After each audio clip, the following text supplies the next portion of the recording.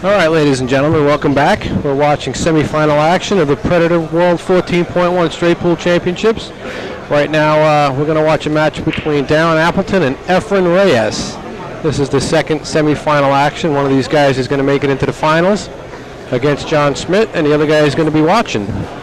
So, my name is Michael Badstuberner. You guys out there know me as Fingers. I'll be doing the commentating for this match along with my good friend Sean Wilkie. He'll be with us in a minute. But I want to give a quick shout out to all the sponsors of this event. Charlie Williams and Dragon Promotions. All Housing Billiard Table. So you guys are watching a beautiful All Housing table right there. Amsterdam Billiard Club. Pool and Billiard Magazine. Aramis. Tour Edition Cloth. Championship Tournament Chalk, I believe also. Along with Dr. Michael Fedak. I had the privilege of meeting him a couple of minutes ago. I thanked him very much. And I want to thank the guys at Caram Cafe. This is a gorgeous place to have this type of event. If you guys get a chance to come out, I highly suggest you do so. But Darren took the rack apart. He made a good break shot. He left him Efren up on the rail. He's got a shot at the one, but he's going to look at the rack real quick to see if there's a dead one in there. Because it's so much easier playing a dead one from this position than trying to cut that one in. But that might be all he has.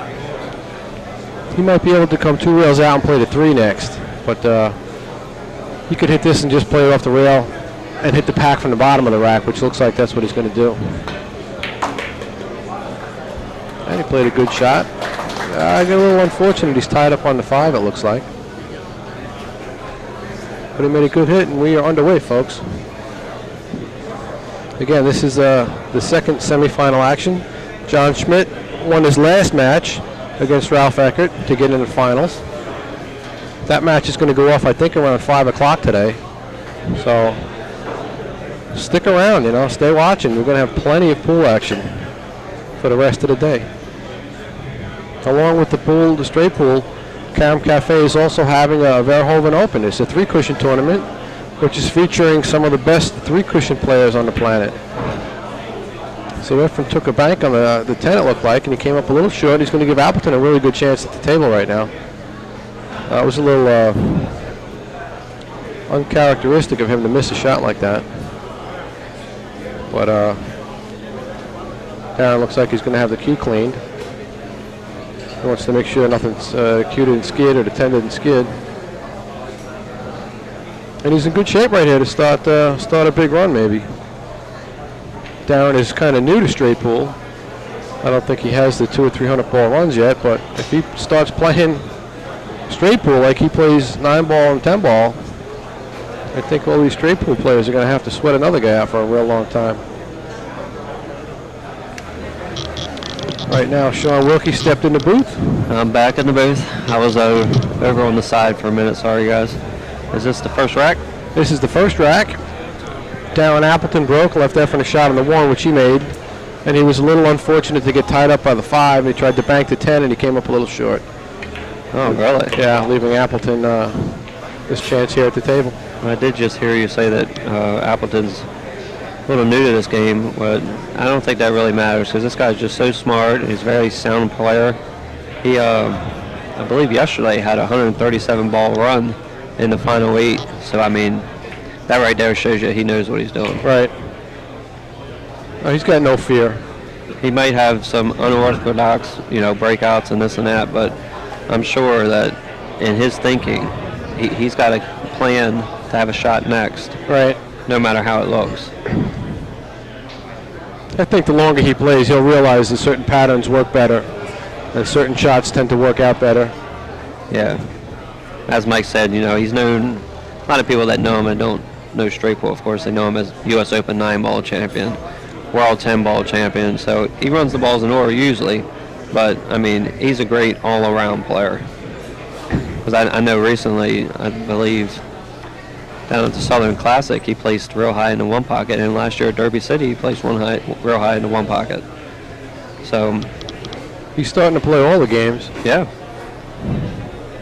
And for a world-class player that he is, when he's getting ready for a tournament, getting prepared, that's the game he's going to practice. Right. Because he wants to be used to that regimen.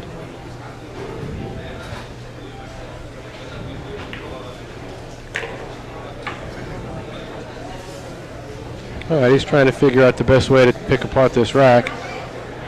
If he shoots the 6, does he have an open hole for anything, or does he have to draw back down for the 11 ball or the 4 on the side? Well, he can do that. He can play high left and come 2 rails. He might be able to. He'll have a shot on the 8 or the 5 if he can get past the spin it past the 13. It looks like, or the 11. Depends on how straight he is. Let's see. He's got angle. He's going to draw it though. Yep, drew for the 11 ball.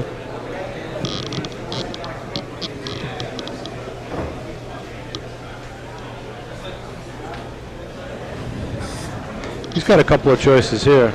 As far as position play, he can come forward with a little high right to get up on the 8. He can play it with like a bottom shot, come 2 rails out of the corner for the 4. He might play it with a high left and try and break him up, just like he did there. That was a good shot.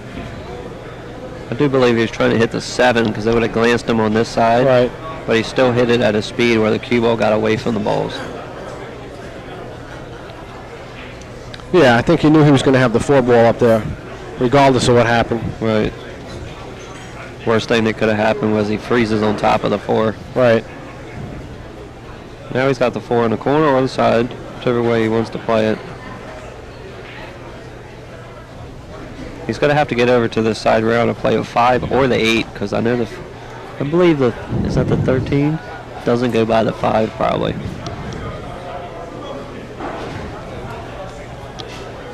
Depending on how he gets on that 13. Yeah, like he'll play the 8 if he gets, I was going to suggest maybe he could play a combination because the 5 doesn't look like it's really that far outside the pocket, you know. Yeah. But if he gets to a position where he has to play a combo, he'll just play the 8. Of course.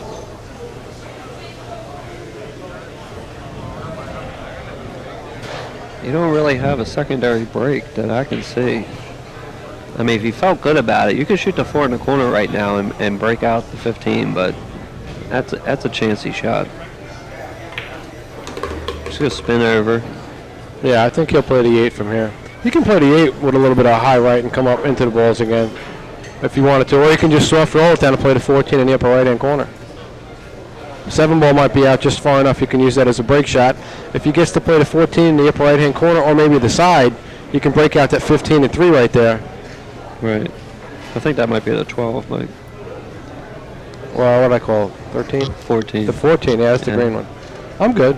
That's okay. I'm good. I'm staring at the screen. Just making sure in case anybody's looking. Well, I'm keeping them guessing there. I want to see if everyone else is on their toes. And he bumped it. Yeah, well, he's good now. He's got the 15 right there. He can just roll forward a little bit. He'll have the 14, that stripe next, I guess it was the 12. Is the 7 ball in the rack? I think it's just out far enough. Well, that's probably going to be his break ball, or the 3. Or the 3. I think it's going to be the 7, though. Yeah, he can stop right from here and then play the 3-5. Probably going to see him go around the table when he gets to the 5. Come back up towards the middle of the table. Yeah. Well, he can do that right now. If he plays this in the side pocket and throws back about 6 inches, he'll have a shot on the 5, like you said, and he can just come around 3 rails. Right. If he lands short, he'll have the 3. Yeah, if he goes long, he'll have the 13. That might be what he's doing. This way he can come around and play, I guess, the 11 in that same pocket. Roll it and play the 3. No, he's going to come around, I think. There it is. That's the safer route. Right. Well, when in doubt, always try to get back to the center of the table. Yep. That's typically a pretty good strategy because it'll give you the best chance of another shot, and you don't have to have a 9-foot shot. Don't get too straight. Can he pinch draw it? Yeah, he's going to have to. He can't move ever too much. He'll land straight on the 7. There you go. Nice. Give himself a good angle on the 7. He's going to come in right into the top part of the stack.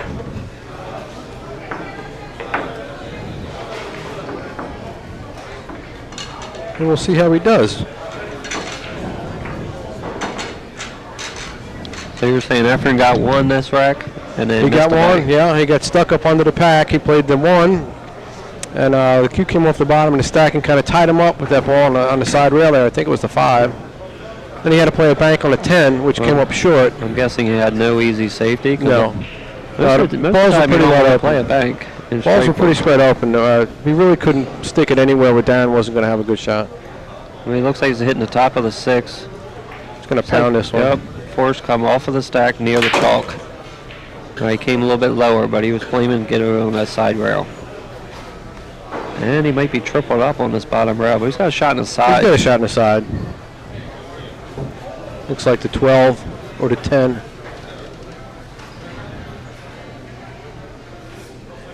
Yeah, I do believe it's the 10 ball.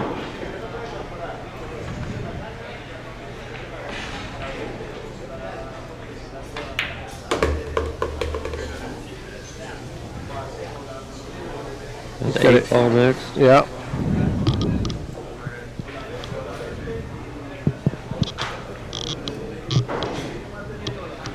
He might pound this a little bit forward to get that 5 next in the side pocket.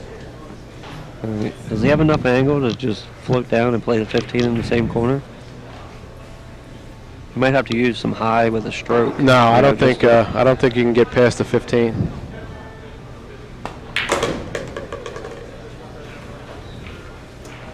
he really hits the balls with authority, doesn't he? He pounds them, and he hits them so damn straight. This guy, it's incredible how he hits them. But again, two-time reigning U.S. Open 9-ball champion. I believe he won the World 9-ball championship this year. Yes, he did. He is a beast. Darren Appleton is. 13 ball. Oh, he's got the 3. Got the 3. He might nudge out the 1 right here. No, he played up a little bit. Looks like the 2 ball might be outside the rack. He can use that as his break, or maybe the 6. If he shoots to 15 now, he could come back up and get the 13. If it goes past the Unless 9. unless it doesn't go.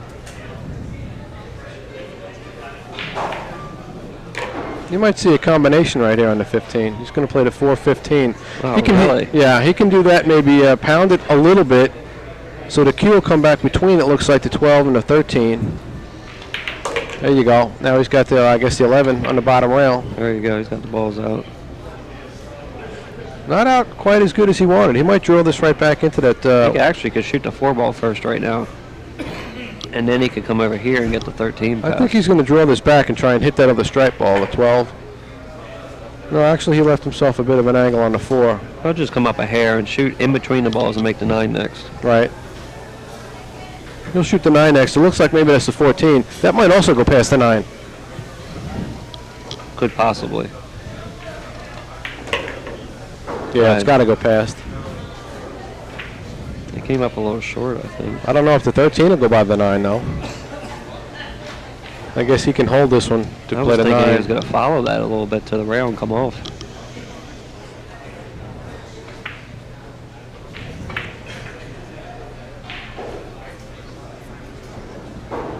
He might have to go up, try to go in between the 2 and 6, or draw underneath the 2 and go up to the 11 now, because I don't think he can hold for the 9 ball. Well, he's got to figure out what he's going to do with his break shot. He might play, it looks like, I guess if that's the 13 on the low side of the rack, he might use that as a break. In that case, you don't want to play the 9 ball next after this one, because he's going to use that 9 ball as his key ball. He could.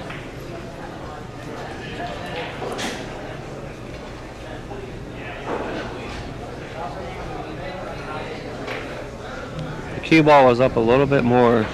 There wouldn't be no thinking going on right now.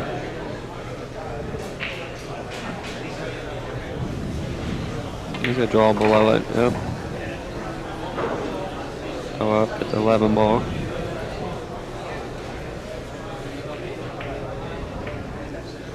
Well, he might Unless play the cue ball's 6. the break. Yeah, if he uses the 2 as the break, he's going to leave the 11 right there as his key ball. You can just roll up on this, play the 13, then the 9, and come up one rail for the 11. Yep. That's what he's doing.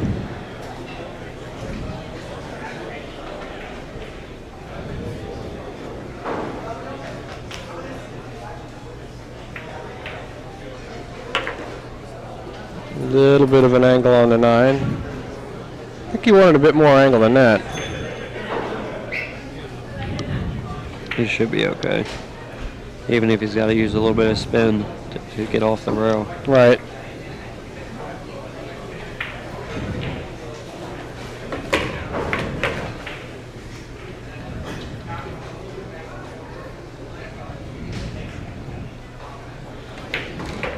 That's what he did. Looks like he ended up perfectly.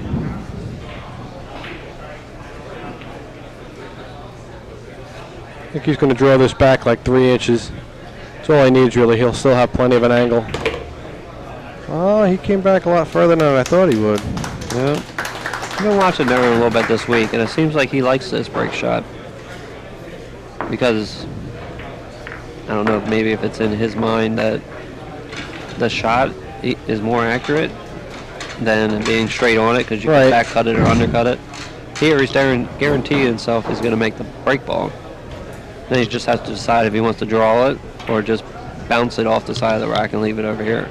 Right. Well, he's going to lose a lot of the energy from the cue ball because he's almost straight in. But I guess because it's brand new balls, they're going to open up more so than a dirty set would. So. But like we were saying too, with his stroke, he's got real stiff stroke. So I mean, most of the time that's going to open up the balls too. Compared to other players that like to use high English. Right. He likes to pound the ball and really see what he did. Yeah, but they didn't spread. He's got the bank shot on the 12, it looks like. See there, a little bit of draw would have been perfect. Right. But sometimes we hesitate to use the draw because we don't want to draw it all the way up table. Right. If you just glance off that top ball, you could end up scratching on the end rail. He's going to bank the 12, yeah.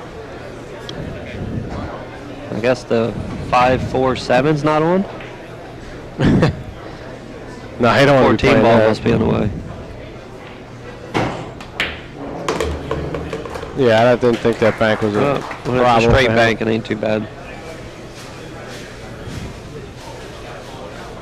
Looks like the 9 goes past the 8. If it does, I think he's just going to stop right here and then cut the 10 in and come up into the balls because he's got the 7 for protection. Yep. He looked at it, so it must be tighter than we can see. I think that's what he's going to play. It looks like the 8's out far enough.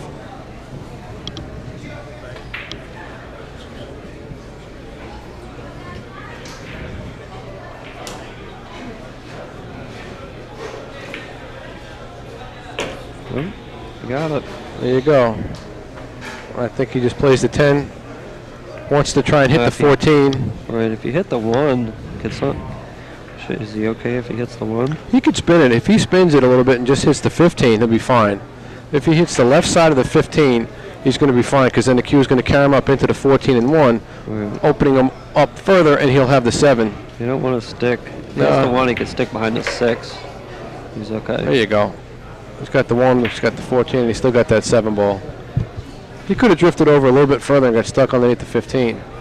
But that's what I mean. That That's the only thing I was looking at. I mean, it was far-fetched, but it's definitely there. So maybe a little bit harder that could have happened. So he chose the right speed. Right.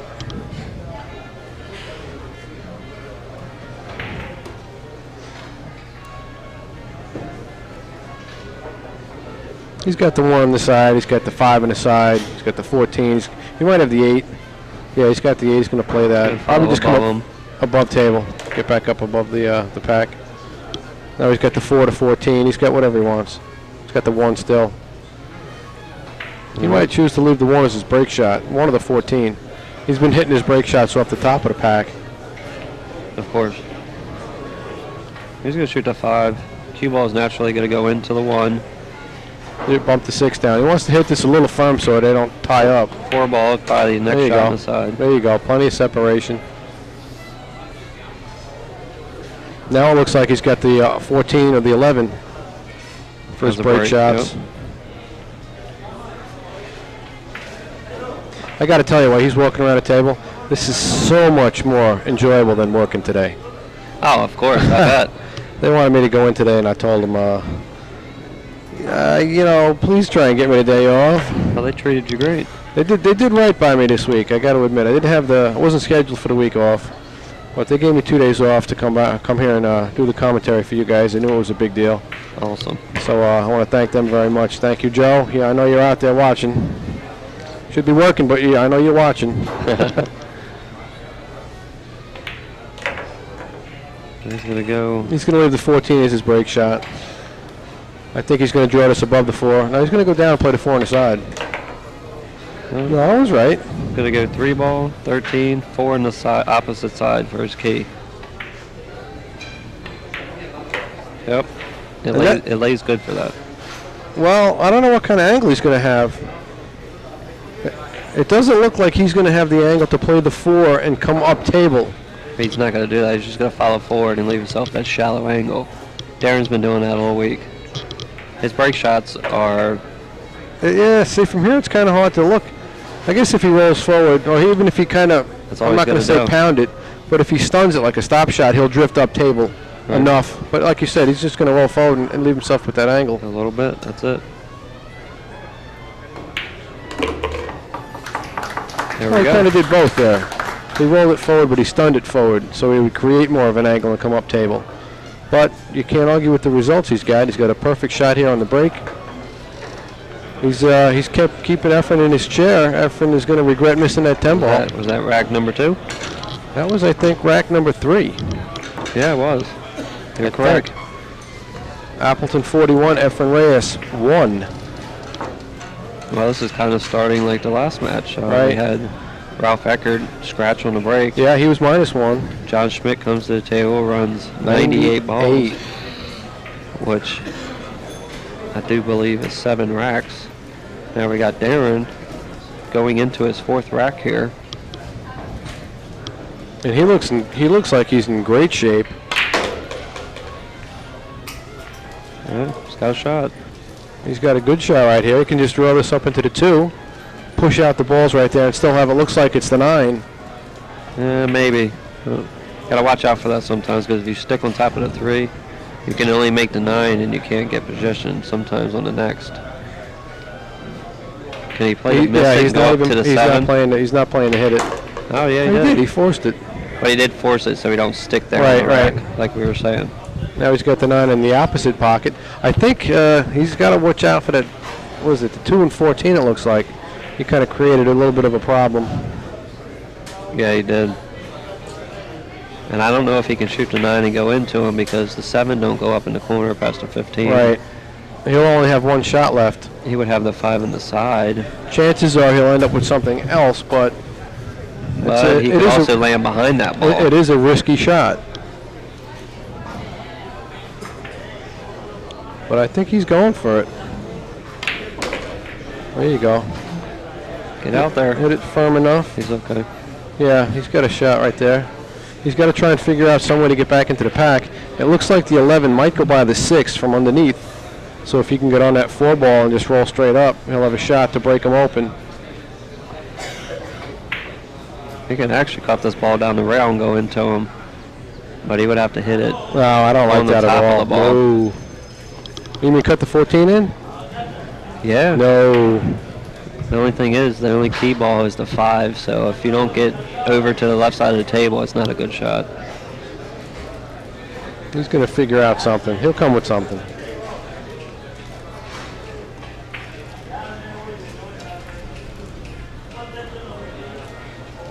He might play the 5 in the side and just roll up a little bit and then play that 14 to break him out. He's playing the 12. 15 goes in the side, obviously. Well, I'm not too crazy about that. Only because from here, what else is he going to do next? Well, if he's straight enough, he can just follow down and shoot the 2. Or even maybe have a window in between the 7 to shoot the 14. Depending on how straight he is.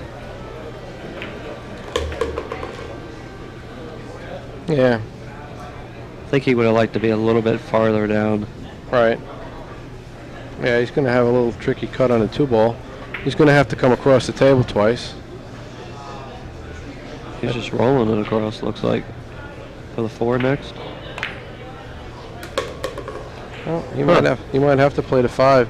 He might be able to play the 14 from here. I think he'll play the 14 because then he can come straight out. I don't know if he can attack the pack from here, but he'll have the 4 next. Wow. Yeah. See, he went a little bit farther than he expected. He just pointed at it. I mean, unless he can't see enough of the 14 to make it. Because it looks like he wants to shoot the 4. Just from where he was sitting there. Now he's looking at the 5. I think 2 ball, if he would have drew it and came down, he could have shot the 4 up in the corner or the 5 in the side instead of just going back across. But maybe the cut was a little more extreme than we could see. Yeah, now he's playing the 4 ball.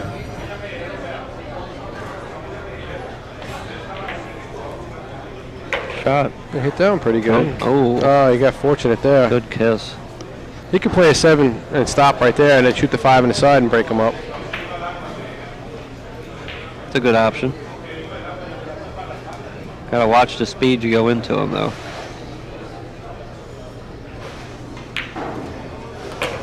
You can go forward now 2 rails and break into him.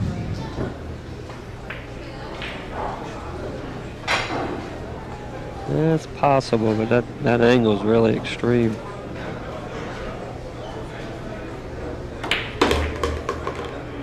Hit it perfect. Worked out good. 6 came up nice for him. He was a little fortunate that the 6 did come up. Right. Or he'd be in a tough spot right here. You have to bank another ball. No, I don't know if he's got a break shot just yet. He's about to He's push one out here. Yeah, in he's 1 going to minute. push this 10 ball down, and then he'll play the 11 next and just bump out. It looks like it's a 15 ball. And then he'll have the shot in the 3 to get on the 1. Yep. And he'll use the 1 as his key ball, and then he'll just keep going.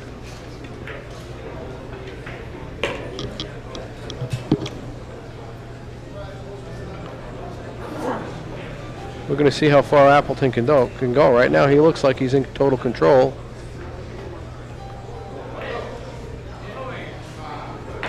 Perfect. You can just play this with a little high ball, maybe a touch of right to come up past the 2 balls there and play the 1 next.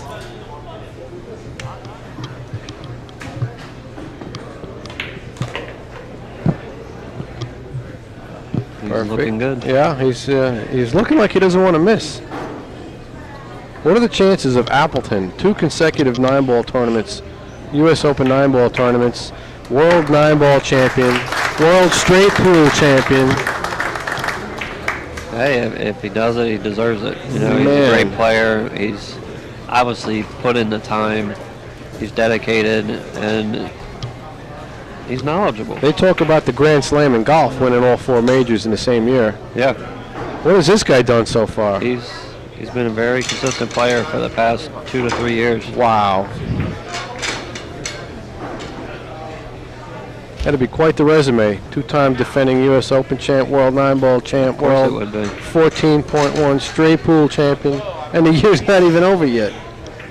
I actually picked him, being a friend of mine. Cheap, friendly $20 bet within the last 16 players, and Darren Appleton was one of my picks. So if he can keep going, I'm going to feel pretty good about it. Maybe give myself a free meal. He should be able to follow through this rack, come down to the bottom rail after we're contact. Oh, it was got a double unfortunate kiss. too. Double kissed, and it's Oh. See, what the thing was, I don't even know if that was double kissed. Where he hit on the rack, no, it didn't. he It hit full. right, and it just So instead of the high taking right away, it glances off, and then it takes. Yeah, and we it just puts ki- you right into the corner we pocket. kind of saw an instant replay from where we're sitting. We have another monitor which is 5 seconds delayed, Right. and you saw the cue ball force into the pack, Right and into it the middle. rebounded straight out almost.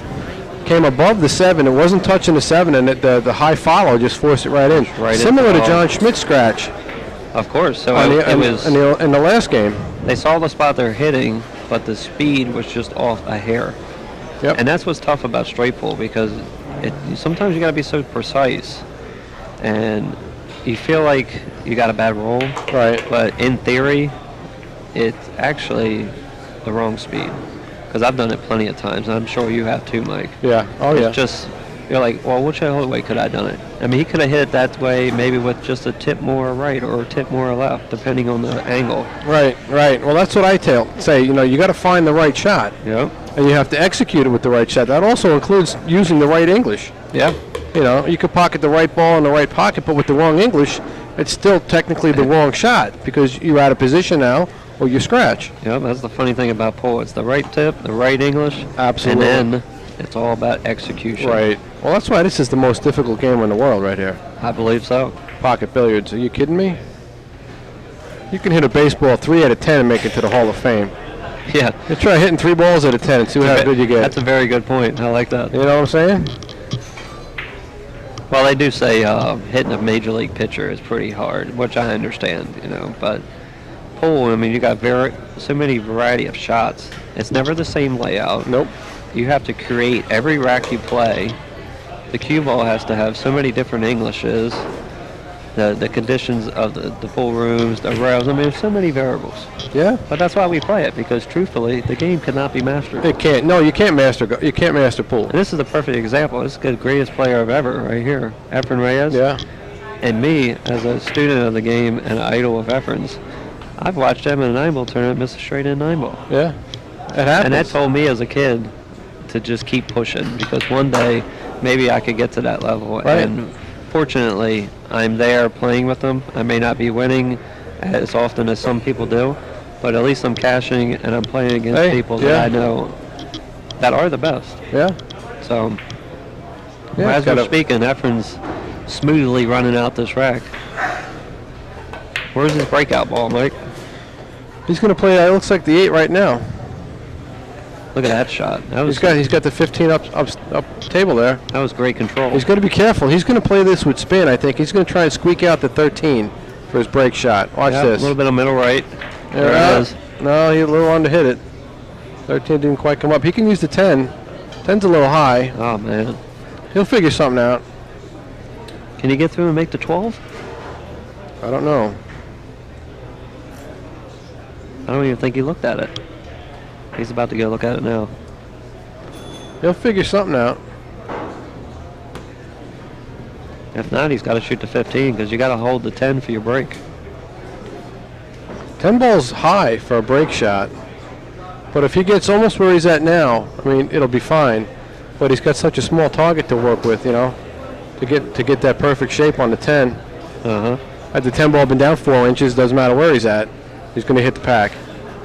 I think he has to sacrifice. Shoot 15, come over to the side rail, play the 7, stop there, play the 13, maybe bump the 3 a little bit.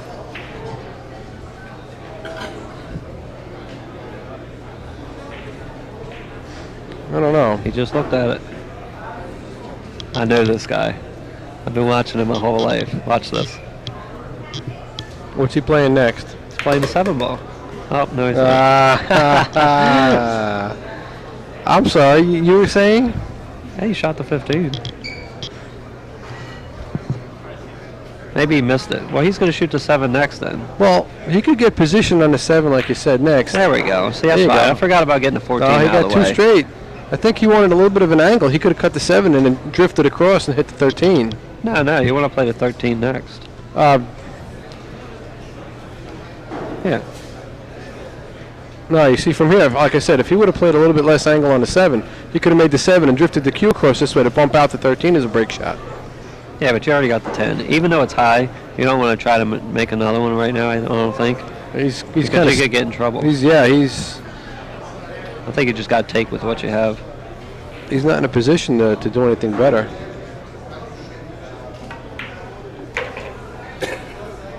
He might even just be playing a stop shot. You don't even have to bump the 3.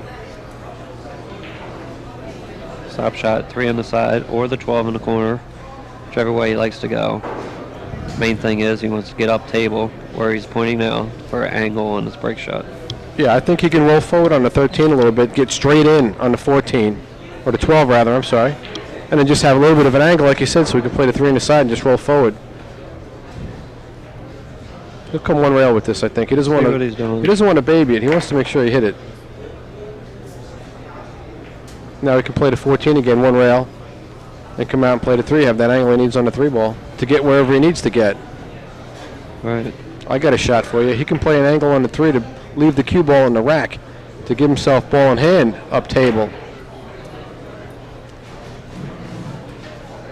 He's going to play the 10 and then play the 3 in the side as a side pocket break shot. That's what he's doing. Is it above the rack? Nope. Yeah, it is. He's going to stop right here.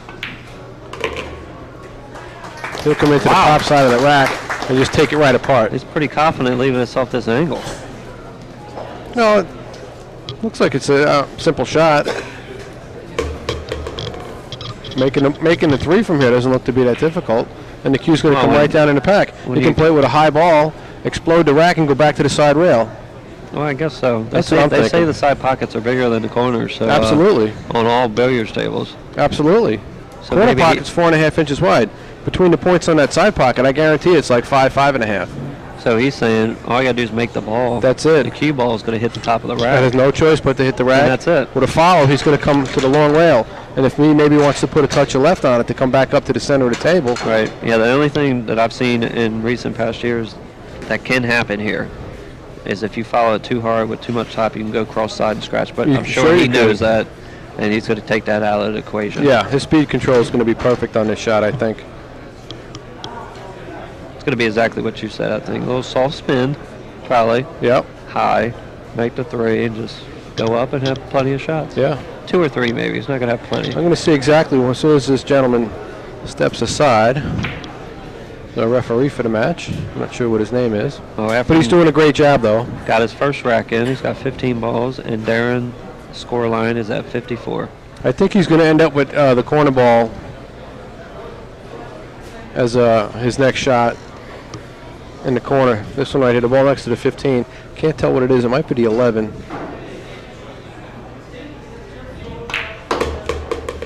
Well, he glanced off it. He had a good shot. Didn't come apart the way I saw it, but he's got hit that with a little bit of inside. Yep, to keep him from going up and scratching like you had said. So he don't scratch. Yep. I just learned something. Kept him out of the way. I'm not scratching no more on well, that shot. Hopefully. Oh, I'm not. You always got to learn something from these guys, man. They give you the chance to watch them, and you got to take advantage of it. He can do it a straight back and play the 8, but he's not. He's going to roll forward and play the 13. Yeah. That's going to be the difficulty in calling a match like this with Efren Reyes shooting. He can do so many different things whenever he wants. And he's so creative. Right. I do believe he has a plan when he starts the rack, but if he gets out of line and he don't like where he got, instantly he'll change to another pattern because he knows he can get the cue ball there. Exactly. So exactly. He's got no fear of position. Right. He's got no fear of nothing. He can just roll this up. He might play the 14 if he can see it. Don't. If he can see it, I don't think if he can see it, I think he'll spin it up and play the 8 next. He doesn't like where the 13 is. It's a little close to the rail. This way he can stroke it, full stroke. He doesn't have to try and draw or punch something. Push it forward, so. Oh, he played the shot I was going to think he did off the 14, but he played off the 13. For any of you watching that was almost middle ball, but he had like a tip of left, so when the cue ball got to the rail, it spun up for him. Now, do you go ahead and shoot the 14 in the back of the rack, or do you shoot the 8? He's shooting the 14. He might come around 2 rails and then shoot the 8. He's going to spin out, yep. You don't want to hit that 2. But now he's perfect. He's so precise. Now he can actually, from what I see, if he hits it like medium speed, you don't want to hit it hard because you can glance the race. Hit it medium speed, you hit the top of the 1, and the cue ball will draw through these balls to the side rail.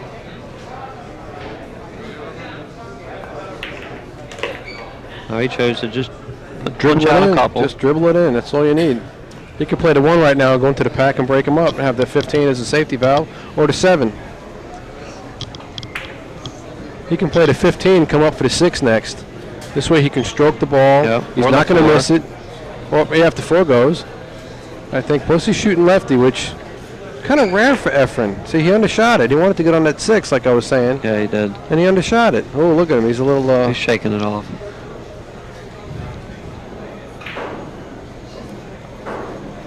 He's fine. This is one of his favorite shots. One rail, come across. He can go into the pack right here if he wants.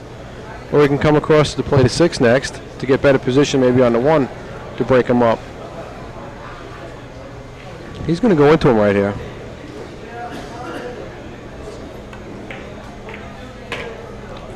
And that's it. And that's pretty much perfect.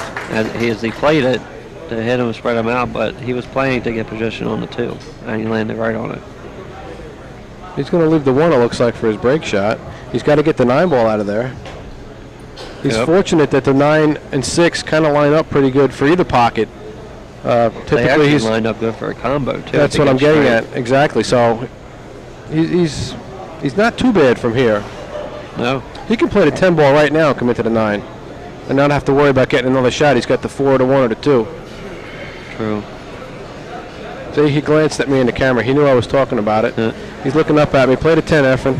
He could play the 2, play the 11 in the opposite side and follow up. Oh, he's going to draw in between them. Oh, combo.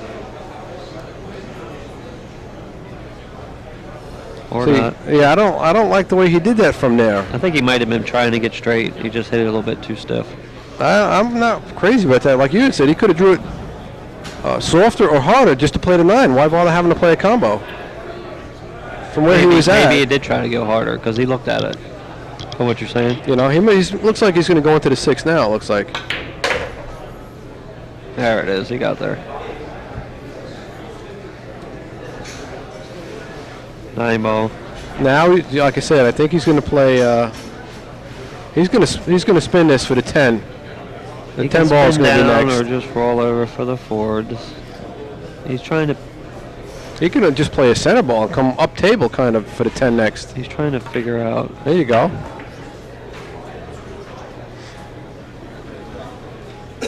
So now he's going to go 10. He can go 10, 4, 7, 6, 1.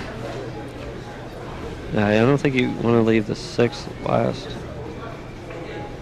If he can leave the 7 for last, all right, great. 10, 6, 4, 7, 1. Play the 6 uptown. Yeah, that would be a good shot. I like that. He can stop it right there. He's got the angle on the 4 to come down for the 7.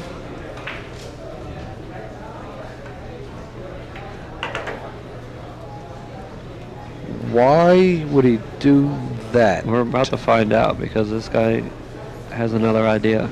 You see, that's the other reason why it's kind of hard to call Efren's matches, because he's thinking. He has so many options in his mind. I know. Exactly. He doesn't think the way normal people think.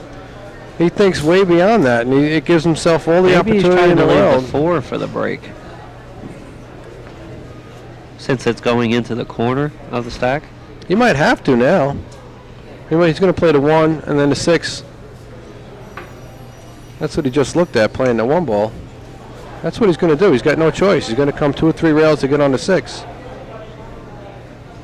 Wow.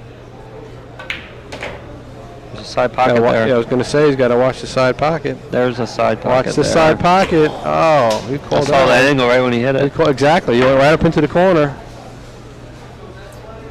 Ouch. Wow. Well, that could have. There was a couple ways he could have went that I think he just overthought. Was that unfortunate? Yes, but the way he played the rack, yeah, that was an absolute possibility. He could have just played the 7, rolled up, and cut the 1 back in the corner where the cue ball was, and roll up for the 6. Yeah, and then back down for the 7. He could have played the 10 differently. That's what got him in trouble. He played bad position on the 10. Wow. That's another thing, like I keep saying. If you play bad position on 1 ball, you're out of line for the next and the next, and before you know it, you miss trying to get back in the line, or you have to do something intricate like a two-rail shot. You know. Your recovery time is very short. Oh yeah. When you start doing that, you got 1 or 2 shots to get back in line.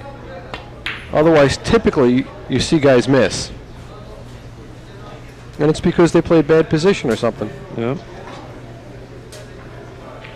Well, that's very surprising from Efren, but hopefully he gets another chance at the table and Appleton don't run out. For some reason, these guys are not leaving the 4 ball. They're trying to leave the 7.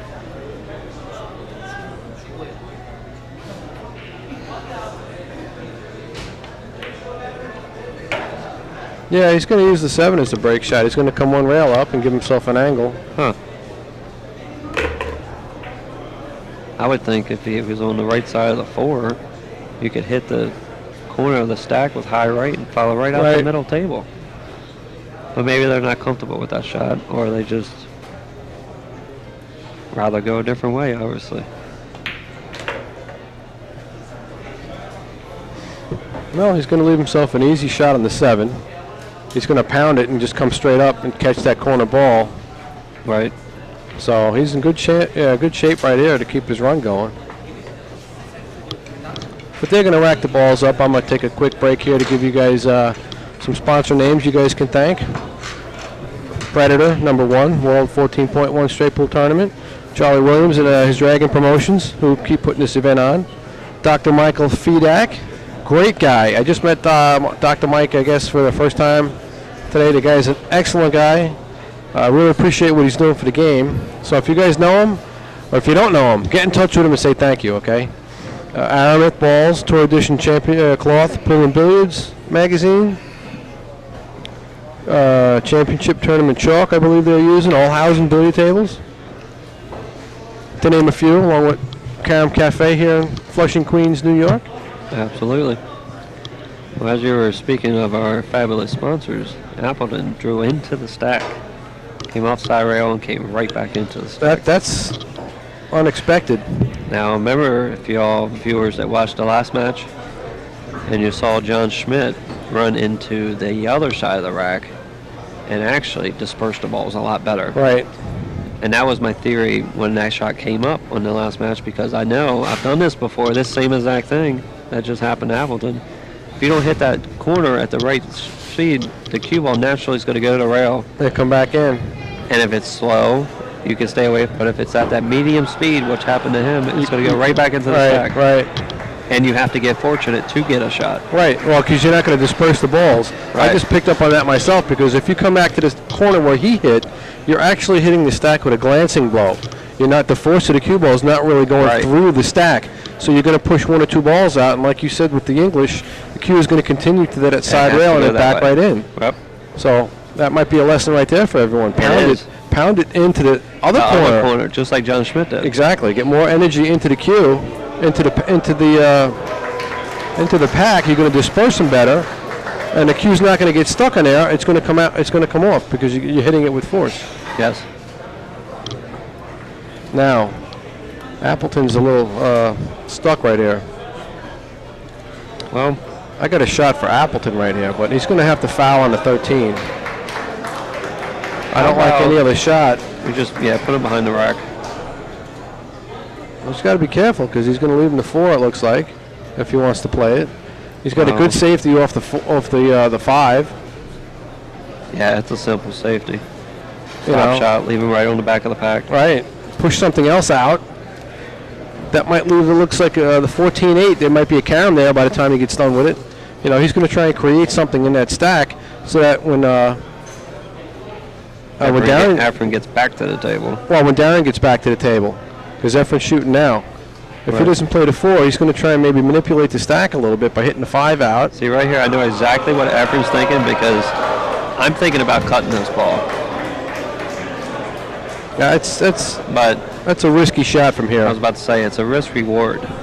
Yeah, but because if you can make it naturally, the cue ball's going to go for the 6, and then you're going to have the 1 for the break. But if you miss it, you're leaving that guy this rack. You're dead. See, he's going to play the safety.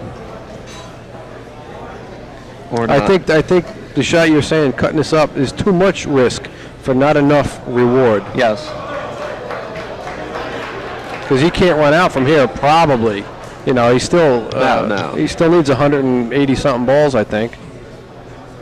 Or he still needs a lot of work. So doing that shot, there's no benefit to it. The payout's not there.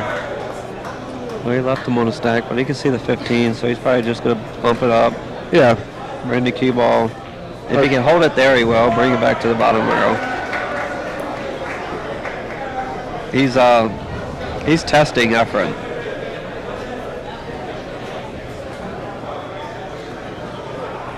He keeps putting him on that back row. Efren's looking at a safety shot. He might play right into the 11. 12 If he ball. hit, is it the 12? He's going to cut the 4. Now I think the he's one going to near cut the the 4. 3. Is that what you're talking about? No, the ball underneath the 8. Besides, next to the 2. Yeah, he's playing the 4.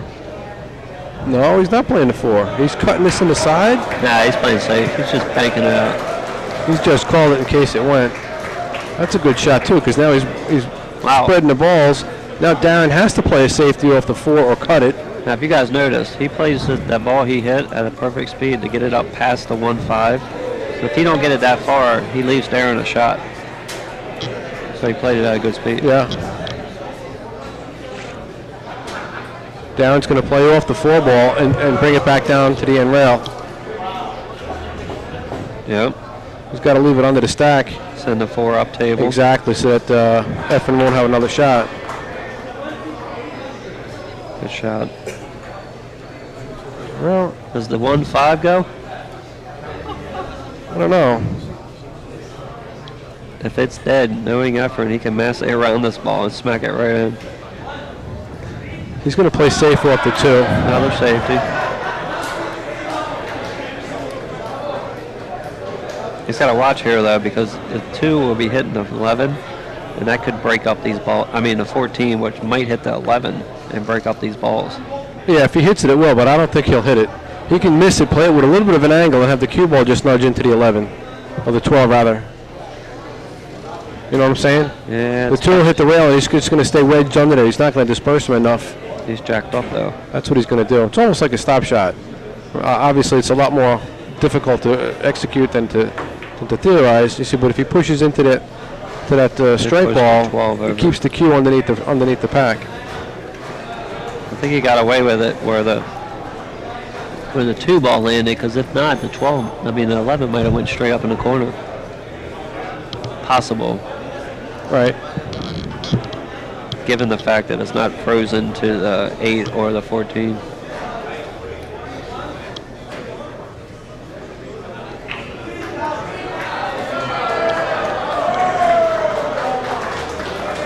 Well, Appleton was talking to the ref about something.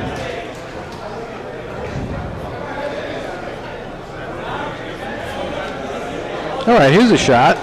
He could play the 11 straight in the face, like a stop shot, just nip it kind of, and whatever happens up table happens. You know, he might glance off the 2 and hit a rail. He might push it between the 2 and 6 and catch a rail, and just leave him wedged underneath the 8 and 14. He won't have a shot. Yeah, it's good as long as he can get it through there without hitting either ball. Without disturbing him, right. Leave it right there and kind of wedge him up on the 8. Or just where it is, he won't have a clean shot. Yep.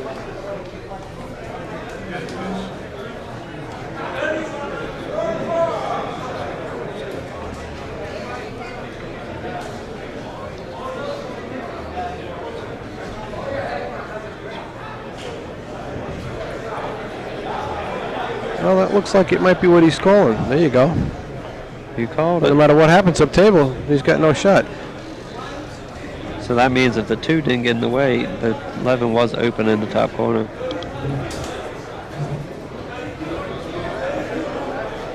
Efren might do the same thing.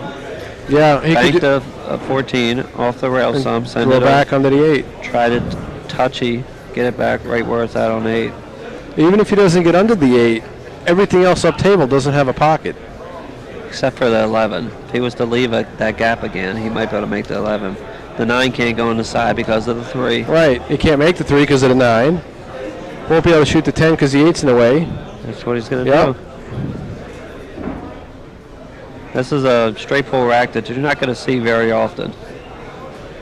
It's almost like a one-pocket match. Oh, look at that shot. He actually played it to where if it did go past the 3, the 14 now is in the way.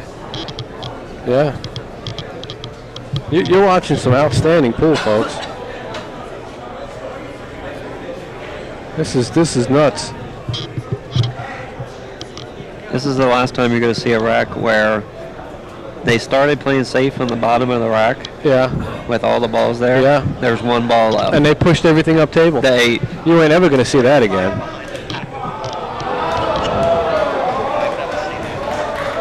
So now he's got to try to thin the 9. Try to leave him on this bottom rail with not an easy shot. He's got to leave him frozen. I think if he thins the 9, he's got to make sure he does not hit the 3 ball. Because the way he's trying to come down, right, I could put it he right could put the 14 in the side. I might even just take a foul here. No, because then you'll be on 1 foul and Efren will foul He'll again. foul you right back.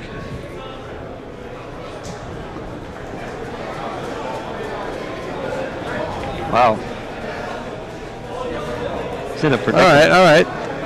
Like you said, just take a foul, right? What if he just pushes the cue ball down to the end rail where he's pointing now and takes a foul? And he challenges Efren. Don't glance off. Don't glance the 9. Leave it right there. Just push the cue right to where it is now. And challenge Efren. Yeah, you're right. Don't glance off the 9. Doing this, he's got a chance he might not get on the rail. He might come off the end rail. He left the 9, exactly. Right in the side pocket. Yep. Efren will shoot. Oh, he has to shoot it. He's got to watch out, though. There's a chance he can glance off the 15. There's a chance he can glance off the 15-5 maybe. Nah, he won't hit that hard. It is possible at a high speed, but there's no way he hits it that hard. No, but from here, you really don't want to roll it. You don't want to soft roll this. I'm not saying roll it, but medium. And as long medium with the angle going off of the 9, it should slow down pretty quick when it hits the 15. He's got the 14. He's got, if he wants to shoot that. No way he shoots the 14. I don't think so either. He's got to play the 9. It's a lot closer to the pocket, and he's got a bigger pocket. Well, I don't see Efren. We might be on a break, fellas. Yeah, they could be walking around. They could be on a bathroom break. I do believe we are. Okay, we're going to step out for a second. They're going to take a break, so we're going to take a break. Get yourself a fresh beer, get yourself a new bag of chips or Doritos or something, and come back in a minute because we're going to get right back to this action. Of course. If you guys see anything else in this rack besides the 9, let us know. Yeah, give me a call. Let me know, all right? Well, we'll be back in a minute. All right.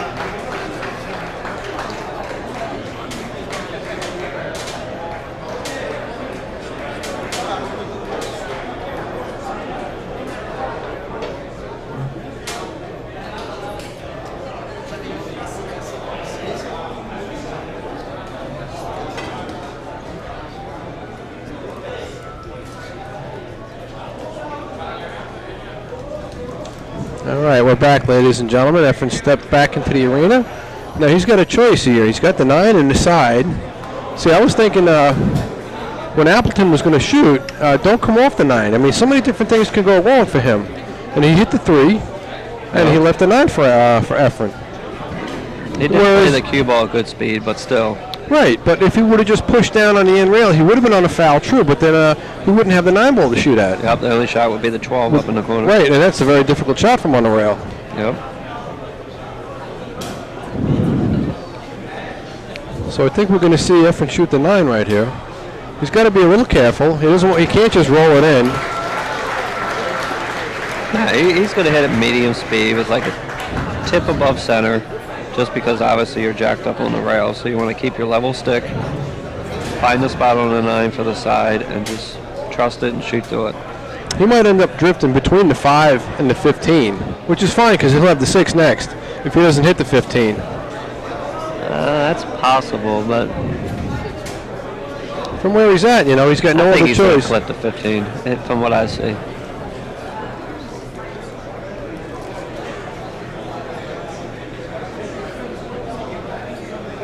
I mean, if he hits it too thick and undercuts it, he can get. I think if he undercuts it, if he undercuts it, he's got a chance of hitting the 15 too, because he's going to be hitting the 9 flatter. Right. But he's got to shoot it. He's got to shoot the 9. I think he actually might be waiting for Darren to come back. Yeah, that could be. Yeah, here he comes now. Darren's going to be back right in the arena in about 1 minute. Well, that gives me a chance to thank my guys, Wild Eyes Creations. Joe out there in Wisconsin. How you doing, Joe? Makes a great pool product. I like to thank him too. He helped me out recently in the past, and I've been playing with his product Excellent ever products. since, and it's just great. Cue holder. They make pocket snake, chalk holder, T-shirts, and Q Shark. Kevin Contestable up in the Boston area. Anybody's Rochester interested, area. you can go to qshark.com and also wildeyescreations.com and check out their product. Yep. Yeah, he made a good shot. He came off the 15, and he's got the 6. So he's got the 12 looks like the 12. He's got whatever he wants almost. Or is that the 9? It's the 12. Yeah, that might be the 9 because I think the 12's down here by the rack. That was the 13. There you go. Now he's in great shape here to keep going. Yep, table's wide open. I don't know what he's scratching his head for. He's thinking about all those safeties he had to play in order to get the shot. I guess you don't want to reach too much.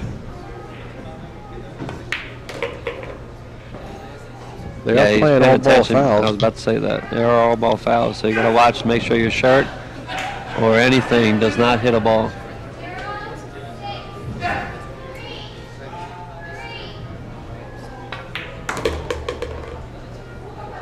Now he's just going to pick apart the balls. He's probably going to leave maybe the 14 as his break. Yep, 14 or the 12s. 14's a little bit better because you got the 3 ball and the 2 ball there for key balls, or the 6 on the side, anything. Any balls that are on that side of the table would be considered a key ball.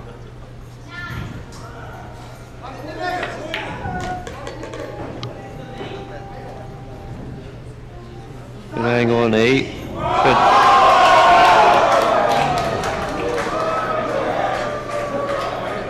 Well, there's definitely a lot of excitement going on the other side of the pool room there with the 3-cushion tournament. Seems like they're doing some kind of raffle. I'm not sure what's going on. But the place is packed over there. Now he rolled up. He's going to play the 12, it looks like, in the other corner, or the other side pocket. 10 ball. Oh, is it? Yeah, 10 ball. I'm sorry. Play the 5 ball next. Play the 15 right here. He's going to clear that out. Yep. You can play the 15, 6, 4, 5, 2, 3. 2, 3, Yep. 14. And you'd only be hitting 1 rail if you hit it perfect. Yeah. The rail off of the 4. 4 down, down. If he decides to go that route. Right. I mean, Efren is such a skilled player. So he's going to get a different way. He's proving me wrong. 5 ball, like I said. So he's going to choose to roll up a hair, get the 4 ball out next. 15, 6, 3. No, I don't think he's going to do that. He's going to play the 15, 6, 4, 4, 3.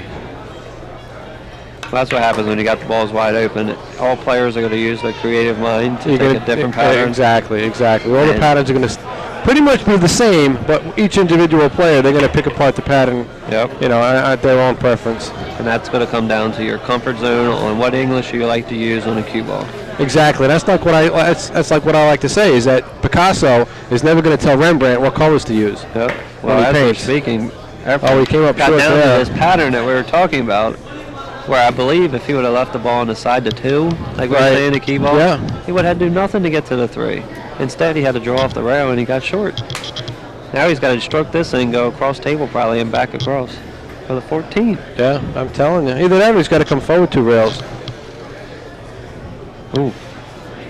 I think that might be easier because you don't have to pound it. You just have to stroke it good. Now he's got to really force it 1 rail with spin. He's juicing it. See? He might not get far enough.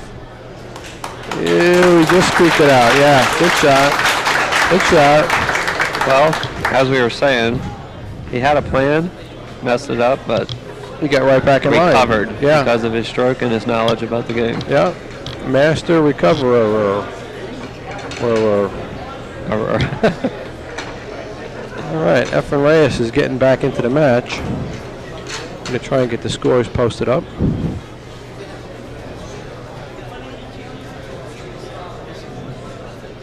Again, we're watching semifinal action here, live from Caram Cafe, Flushing, Queens, New York. There's the score, Appleton 58, Reyes 38. Much closer game now. Getting tight. If you guys can get down here, if you guys are anywhere near us, man, come in and stop in and say hello. Here we go, break Check ball. out this action. Cue ball to the 1 probably, or 2.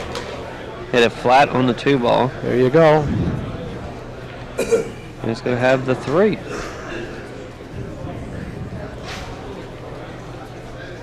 Now, it's pretty safe if you want to just, you can almost just make the 3 ball here. You can hit this one a little firm to come and across roll, the table. Roll towards the 10. I don't know if I like that. See, I like rolling down because if he hits the 10, the 5 goes, the 11 goes, the 12 on the side. Right. He came a little forward with it. He might have got really lucky if he can make the 7. But Well, he's got might- the 13 up in the corner. Yeah, of course. But say he would have landed on top of the 9. Yeah, he could have played the 1. His run was done. Oh, I know what you're saying. If he freezes on that, yeah. But like I said, I figured he would stay up a little above where he's at now. He Yeah, came of down, he course. drifted down a little bit. He could have had the 1 next. He could have had the 13. He had options, you know. Good shot. He got away with it. Yeah. He's going to play the 1 right now. He can come one way and play the. It looks like he might be able to play the 5 next in that same pocket. Or he can just play the 11 next. He's got a lot of choices right there. Maybe, right? Yeah, he could play the 1, 11, 4, and then the 5. Kind of push out the 2 and 7, break them up, and still have a shot on the 6 or 8 next, or 9 next. Yep. He's got a lot of options right here. He's looking at the combo. No. He was just giving it a look. See if it was. Played it with a little bit of spin to hold it inside. I don't know if he wanted to do that. I don't think he wanted to come up as high as he did. But he's got the, it looks like at the Well, 5. what I think he was doing was more inside and not hit the 8 or 6 because the 5 did go, like we were saying earlier. So he was trying to hold it so he could bump those out with the 5, possibly. Now he's looking at the combo. Well, the only thing he has is the combo or the 12 on the side. And if you shot the 12 on the side, You don't think the 5 goes by the 11? if it I does, think it does. if it does, it's probably tight, like half the pocket. So, Yeah, but he's. I think he's going to have a comfortable bridge right there. True. You know, nothing's obscuring him. He's not jacked up over the 8. Yep. All he's got to focus on is just making the ball. No English, no nothing almost. Just make the ball. He's going to have the 11 next. I think that's his shot right there. Might be half a pocket, but it's, I think, so He much could even better. have an angle a little bit of left. Cue ball comes down and bumps the 15. Then you'd have the 4 or the 11. That's true, too. You see, he's bridging pretty comfortably from here. Or he could He could draw it. he could draw into He that could ball. do 1,000 things. There you go. Or go under and hit the 4. Sure. You know? He could do that, too. That's it. That's the tough spot about being in the booth sometimes. You can't see the exact angle. So it's hard to judge where they're going to go into the rail at Right. after the shot. That's the only reason why we'd make a mistake from the booth. Yeah, of course. You know. We know what we're talking about. I know what I'm doing.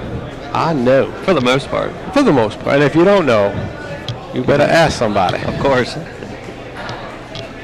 Hey, while we're watching this, I'd like to say hi to Jay Helford out there. I know you're watching, buddy. Happy belated birthday. I think your birthday was yesterday. 39 again, I think you said. Absolutely. Happy birthday. Happy birthday, Jay.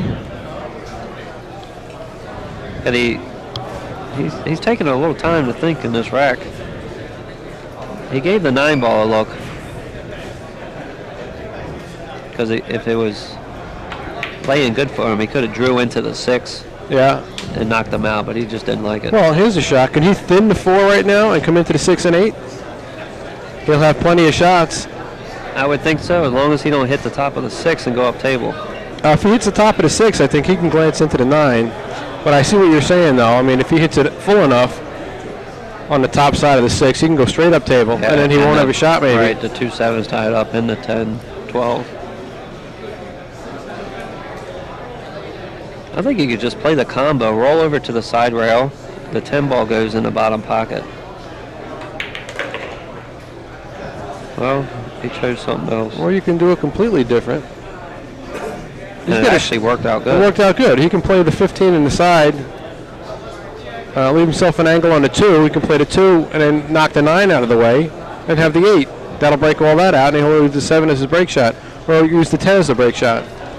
Right. He can even play to hit the 2 and hit the 9 a little bit harder and hit the 6. Draw the cue a hair so you guarantee your shot on the 7 in case you don't get anything else. Well, you overdrew it a little bit. He can just roll forward, I guess, and play the 7. Like And the might be opposite. playing a combo. Well, if it's dead, yeah. There it is.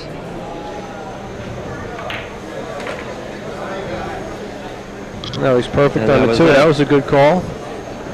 I like how he played the 9 at a speed to where it didn't block the Right. 6 and 8 for the hole. Right.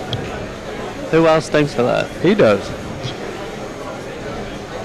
But smart players would, because it's absolutely a potential for the 9 to come off that bottom railing and Yeah, block of the other course. 6 and 8. He wanted to be straight on this. I just saw him give himself a little shrug. So he could play the 9 ball next and then go up for the 4 on the side. You're just going to draw this over and play the 9 in the same pocket. I mean, he can even play the 4 on the side and then the 8 and 9 and come right back He up could. to the If 10. he plays the 4 and then the 8, he'll have a better angle on the 8. He can just come one rail. That's what he's going to do. Yeah, I mean, he was thinking about spinning it inside and trying to hold it for the 9. No, he won't have to if he plays the 4 Or first. should just do it this way. There There it you is. go. I mean, Done that's deal. fine. You like to have a stop shot for the break, but sometimes you just can't go that way. I don't think he's got a stop shot. He can't just stop the cue right here. But that's all right. He can go one rail. He just rolled down a hair. It's almost the same, but Now he's got to play it with left. I don't think you put any high in this at all. I think this is just a straight left. Spin it 2 rails. There you go. he put some high on it. Yeah, he did. You can see it bend towards the long rail. Angle was more shallow Yeah. than we could see. Well, Played it good. He's going to tie this match up almost. he It's getting close. meticulated around that rack. Right. I'm going to be interested to see how he plays this break because it looks like he's going into the bottom 2 balls. It's going to be the 4 ball in the rack from what I see. Or actually the corner ball. We got Efren Reyes, 52. Darren Appleton, 58. 58. Getting tight. Yep. Yeah, he's going to go into middle the of them. 4. Looks like he's going to go in between the 4 and the 7 almost. He's going to follow it. He's going to follow 2 rails. Oh, he hit the top of the 4. Yep. So the follow caused it to just momentum shift over the No, top of the he's rack. got to hope he's got a shot here on the 2. I'd hate to have to shoot the 13 jacked up. Yeah, he's got a shot. He's got the 2. Yeah.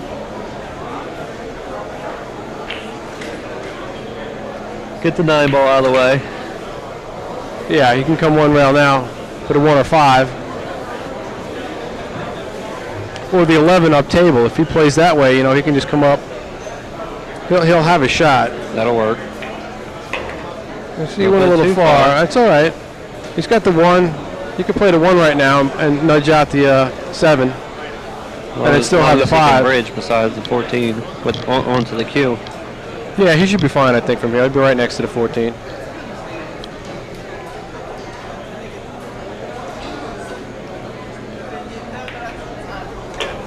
He hit it a lot firmer than I thought he would. I guess he wanted to make sure the 7 cleared, but I thought he could have used that as a potential break ball. But he's got the 4 right there as a break. He's got the 3 as a good key ball. He's got the 7 as a good key ball if he had to. Yep. He's going to end up with the same shot that he had last rack. He's also got a couple break balls over here if he decided to go that way, the 14 or the I guess it's the 15. I think it might be the 11 because the 15 Yeah, is in the middle. 15's in the middle. He's going to take the 11 out right now. But from what you said, it looks like the 4. As long as he can hit the corner of the rack, the 4 is fine.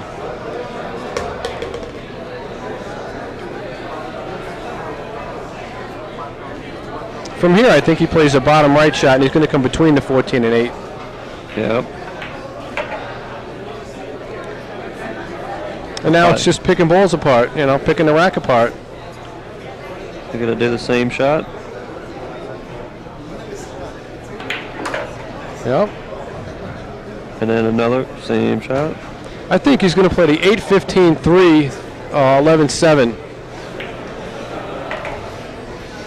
Looks like the 11's up there by the side pocket. Or the 13. I think that's the 13. Yeah, probably a 13. He's going to play the 15-3, 13-7. You just got to hope that the 4 ball is laying good. Oh, I think so, yeah. He's Because if it's too low and you get an angle. No, he'll be good. From here, he's going to play the 7-13. Oh, no, he had the angle I thought he had, but. Yeah. That finesse stroke, he can actually throw balls in at a soft speed. Something that I picked up years and years ago from Efren. Being able to manipulate the angle and control the cue ball at the same time means a lot in this game. It's going to come back about a foot, I think, here. There you go. Got a good bridge over the side pocket. He's just got to make the 4. He's going to hit the bottom part of the stack, probably with a high ball to bend down towards the long rail.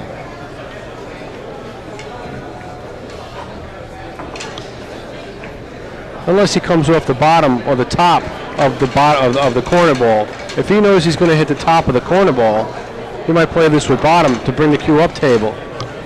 Hit it firm. Maybe. Well, like the last shot, he hit the top of the ball with high. You don't really need bottom because it's going to glance anyways. So say he's going to hit the top again. Because no matter where he hits, it's going to glance off and then take the English. So right, yeah. See how it almost came back down, but the 2 ball bumped it? Yep.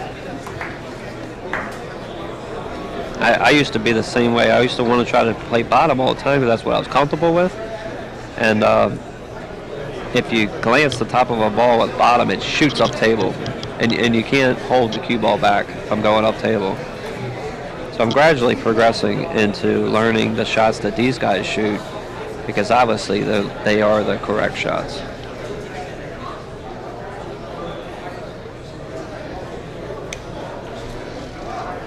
Yeah, 99% of the time these guys are going to play the right shot. He's got the 14.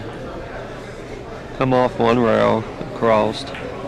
Play the 10 or the 1. He's got the 10. I think he'll play the 10 from here. Get over to the 11 because then he can get into the 8. He can get into the 8 and take them apart there and still have the 4. Yep. As a little bit of a safety shot.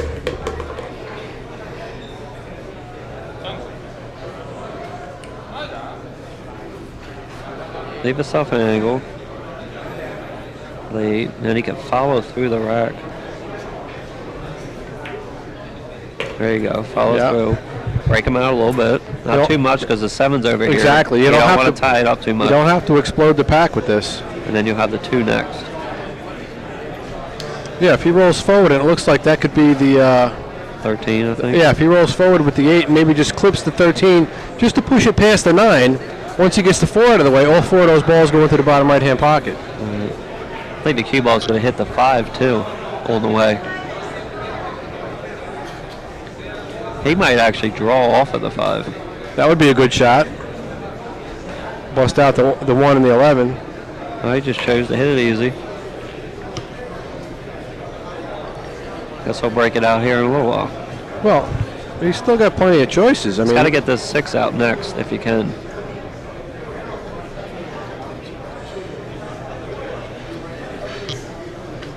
He might draw right between. It looks like the 5 and the 15 maybe. He can draw right through him.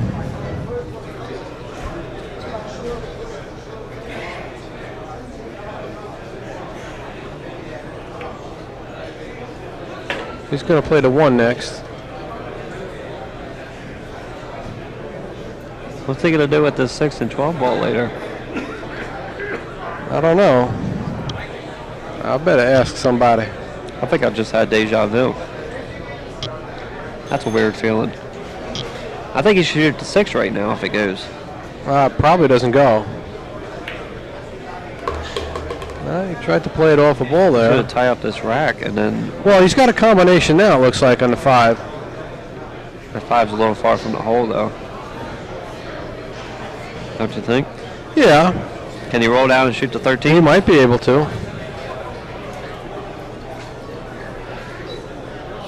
That's surprising to me. If the 6 obviously must not go because You might see a combination on the 6.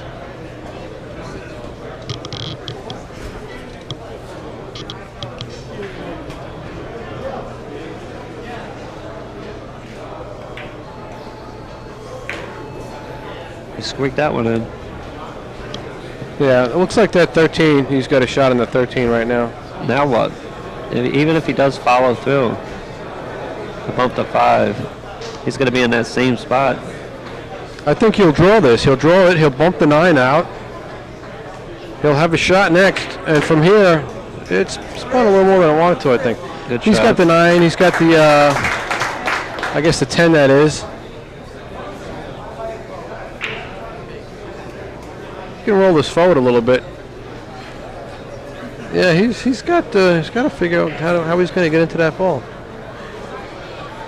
Well, for some reason he's leaving them down there, and we're going to find out here in a minute. He'll do it right now. He just played one rail, played a 5 high right. Come in, he just wants to clip the 11. 12 ball. 12. I'm sorry. Yeah, I've been getting those wrong. The colors. That's Maybe all right. I need glasses. The pink one's the 12, the red one's the 11. Kind of hard to see though. Well, that worked. I like that. He hit worked. right in between them, so it separated them and left the cue ball in the middle. Right. You'll have a shot on either one. I got to remember that.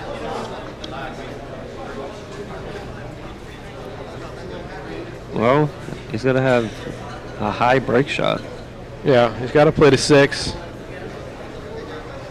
12, 3, 9, and Yeah. He almost wants to play a stop shot on the 3. he could actually, I don't know if it's a good shot. If he can leave the 9 on the side, get an angle to shoot the 3 on the side and come around 2 rails to rails. the back of the stack. Right. That's a good shot. Let's see what he does. I'd like to see that shot actually because it's a pretty fun shot to watch. He can play the 3 in the side and come one rail towards or past the 9 to play the 9 in the opposite side pocket for a side pocket break shot. I think he's going to play it. Oh, we're going to see it. Sweet. He's going to come out. He's going to come out to the right. He's going to stun over some. A little bit of middle right. Punch it. Oh, no. He didn't get far enough. Yeah, he did. Did he? Yeah. Oh, He he's can a- play this one rail into the pack. He doesn't have to come It's hard through to get a rails. lot of momentum Yeah. doing that one rail. Plus into you the can stick. You can stick in the Yeah, pack. because you're hitting a lot of You're hitting right in the meat of the meaty part of the They call rack. that. So much force. The sweet spot. Right. He can go around 2 rails and hit the other corner. Right. He's It's going going to to have be a better chance to get the it'll shot. be a glancing shot. He'll come off the pack. He won't get stuck. Right. The mass. That's the word. If he was to hit the side of the rack, Right. he's got about 12 balls of mass that he would hit. So he's going to come around and hit the 4 or the 12. Boom. There you go. Right on the 4. Glanced off the edge. He's got a shot. And he's going to keep going. Good call, Wilkie. Not bad. I'm just glad he played the angle. So now I know that in my eyes theory, at least I was right. Yeah, your thought pattern was right there. For a change. Didn't I? I see how this thing is. All right. He's got the, like he's got the 9 or the 7. Yep. 7 ball is tough from up there. Yeah. He's going to play the 9. He'll probably just come right across the table.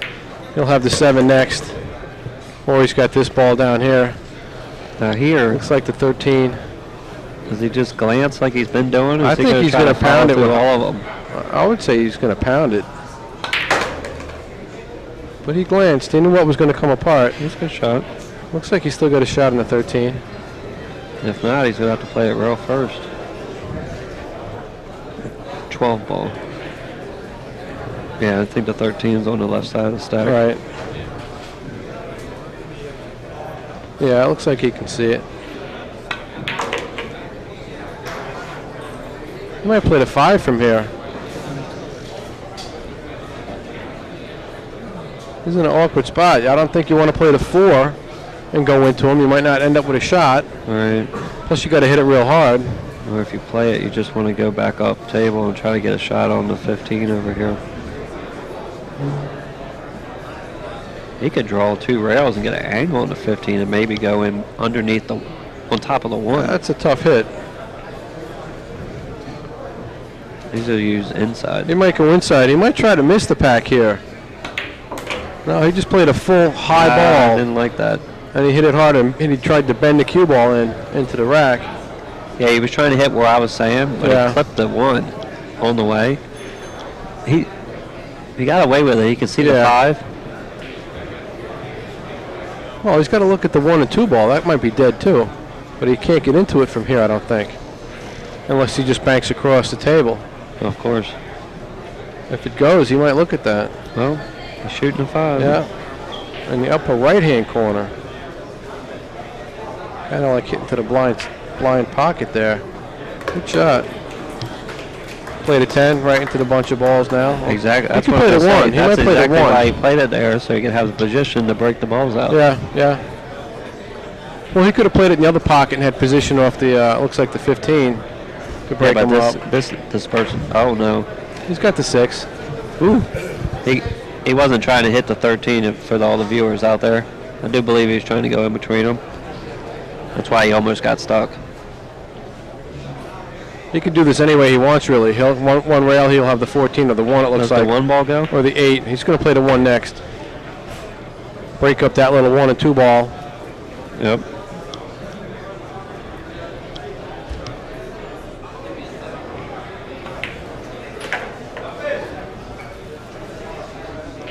Eight ball, follow over. 13 ball, 2 ball. I think he plays this 1 rail, and he plays the 2 in the same pocket this ball's going in. Yep. And he went 2 rails. Now he's got a stop shot, 14 in the side, and then just roll forward a bit to get an angle on that break ball. Yeah, for all you watching, if you're going 1 rail, it's a little better to judge to go in 2 rails and come off a hair. Right. Because it gives yourself a good bridge. If you go right. You can stroke the ball. You don't have to baby it or put a half a stroke on it. Or if you try to judge the 1 rail and you end up landing on the rail, now you have a harder bridge. Right. So I definitely recommend that to any amateurs out there, or even other top pro players that just play the 2 rails. Try that shot and just see how it works for you. Right. Well, Efren's starting to build a little lead. He's starting to get comfortable at the table. 94 against Darren Appleton, 58. And I know Darren's not going to be too happy. He's been sitting down for a while. Yeah, I mean, Darren was, what was he at? He had like a 56 ball run, right? Yeah, he was pulling away. And then he fouled on that break shot. And uncharacteristic scratch. His cue just came straight off the side. Yep, Efren had about a 40, 50 ball run. Won that 1 rack that we saw, safety battle. Yep. And now he's just been taking it on since then. Center ball, he's going to pound it in the rack with a touch of bottom right. He went forward again with it. He keeps doing that forward shot. Yep. That's definitely not the characteristic of like a Torsten Holman. No, it's not. He would have drew that ball. Yeah, he probably would have thrown it, depending on the angle where they're hitting the rack. But from what I'm seeing, I've been watching a lot of these matches this week. And what the follow is doing, it's keeping the cue ball more safe. Right. Like Ralph Eckert. I was watching Huji C from the Netherlands. And they do that because it also keeps it down here with all the balls. So instead of having that long tester shot, you have all the shots down here. And he's so comfortable with moving the cue ball around, he can pick the rack apart 1 at a time. He doesn't need to do the explosion. Right. He doesn't need to explode the rack to get out. So you just nudge a couple of balls. See how he aimed? Instead of hitting the top ball, I like how he just did that. I read something out of that rack. In my eyes, I said, well, hit the 5 and go through, you'll be fine. He hit the 7, knowing that the 4 was coming down here and the cue ball. So he had the 1 or the 4. He knew he was going to have a shot. That's what makes him the magician. Absolutely, yeah. Yeah, but you know what? You know the bad thing about magicians, though? What is that? Once you learn their secrets, they're not scary no more.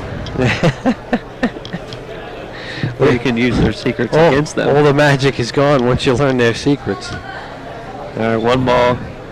Going to spin up for the 15. Yeah, flip the 8. Oh, break that out. He knows he's going to have. That's great because he's got 2 shots down Exactly. here. He didn't want to tie up the 5 and 8, but the 5 goes in the side pocket. That shouldn't be a problem.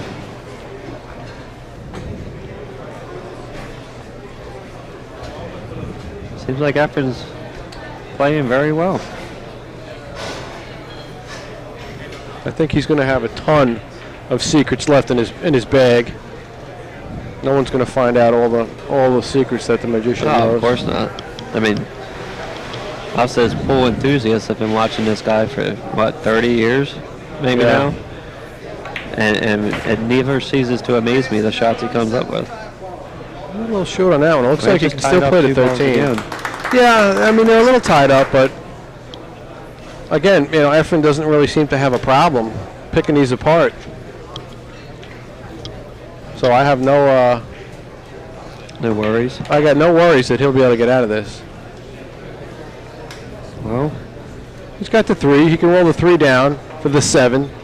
Is the combo dead in the side? Because that would help combo out. in the side. Yeah, what the are 12, you looking 15 at? in the side. You are crazy, son. It might be.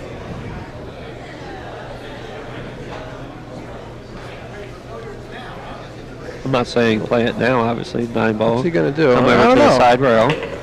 Yeah, he ain't playing the combo. Play the 3. Follow down. He follows down now on a 3. I don't know if he's got a bit of an angle. He might be able to clip the 11. He might come down and play the 7. Play the 14 up in the corner. He could do that. 12 in the side, 5 in the side. Well, he could play the 7 in the corner and then maybe the 12 in the side. He'll be able to get by it. You got to get the 14 out of the way for Right. that. Right? Well, no, I don't know if he has to. I don't think he has to. Whatever he's going to do, he's going to try and get straight in on the 14 so he can play a stop shot and then take the 5 out so he can shoot the 8 next. There we go, 7. Now, he's got a little bit of an angle. He's He going to might come come stop down. there and play the 5 and then 14 and then 15. That's what he's looking at. Well, he's got to get past. He's not going to send the cue ball that much from here. No, he's going to spin it. He's going to come 2 rails. Oh. He's got the 14 now. Did he get there? He was trying to I get don't to know the if he- 5 yeah. or the 14. I don't know if he got there. Uh-oh. Wow. Whoopsie.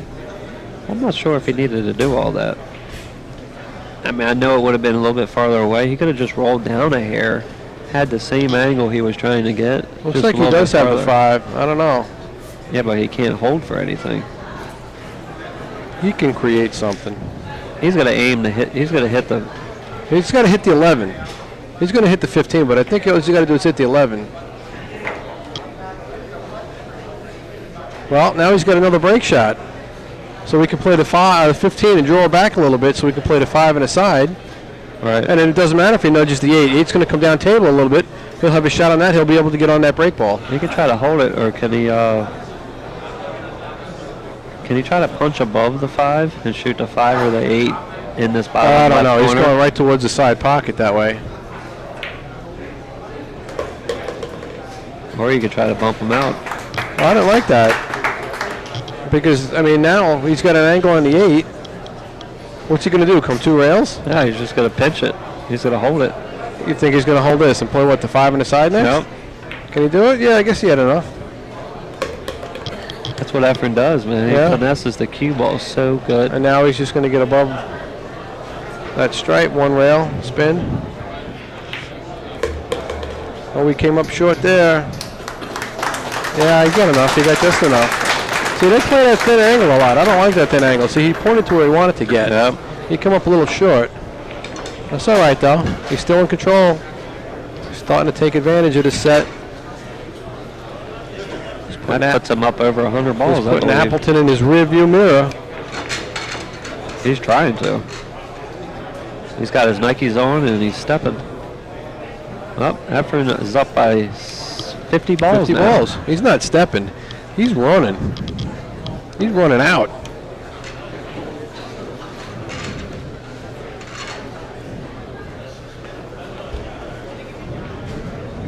Yeah, we're here at Caram Cafe in Flushing, Queens, New York. We're on Long Island, about 5 minutes from LaGuardia, about stone's throw away from Manhattan. If you guys get a chance to come down, check it out. Thank Michael Kang, too. I believe Michael Kang is the owner. I would really love for someone to tell me if I'm getting his name right. Oh, as you're talking about Michael, the owner of the place, Efren took the angle he had, rolled the side of the rack, and left himself a secondary break from there. Yep. Now that's a lot of knowledge. He's got to be careful. He might not end up with nothing from here. Yeah, you're right. See, he's got the 6, but he's got That's an awfully long shot, because you can tell the way he was going to glance off the bottom of the pack. He couldn't hit it that hard. Right, if he hits it hard, the shot he had, he could have hit high left harder, but it decreases the accuracy of your shot. Right. So he chose not to do that. Yep, he wanted to make the probably ball. just tried to leave the cue ball over here by the 7, shoot one of these balls up here. But He's all right. I don't know if he's all right. He's all right. He's just going to roll the 6 in. He can come up. He's going to have the 11. He'll have the 13. This ain't guaranteed. No, but he'll have the 1. But this is a relatively simple shot. He missed it. I'm telling you. Oh, I was going to say, roll it, he like you said. didn't have to do anything with it. Why'd he hit it so hard? I don't know. He didn't have to do anything with it. Yeah, you just roll up. You play the 11 or the 13. Yeah, you have the 11 or the 13. Wow, Darren saying thank you very much. I told you. Wow, that wasn't right. Something. Get on that boy, son. Tell that kid, man. Hey, See, that's just the wrong shot. weird to me That's because just the wrong all them shot. shots recently, the last rack, that he was rolling, hitting soft. Right. And he chose to hit that one hard. Why? I don't know. He had the angle to come up towards the play the 11 next. Right. He had to do nothing fancy.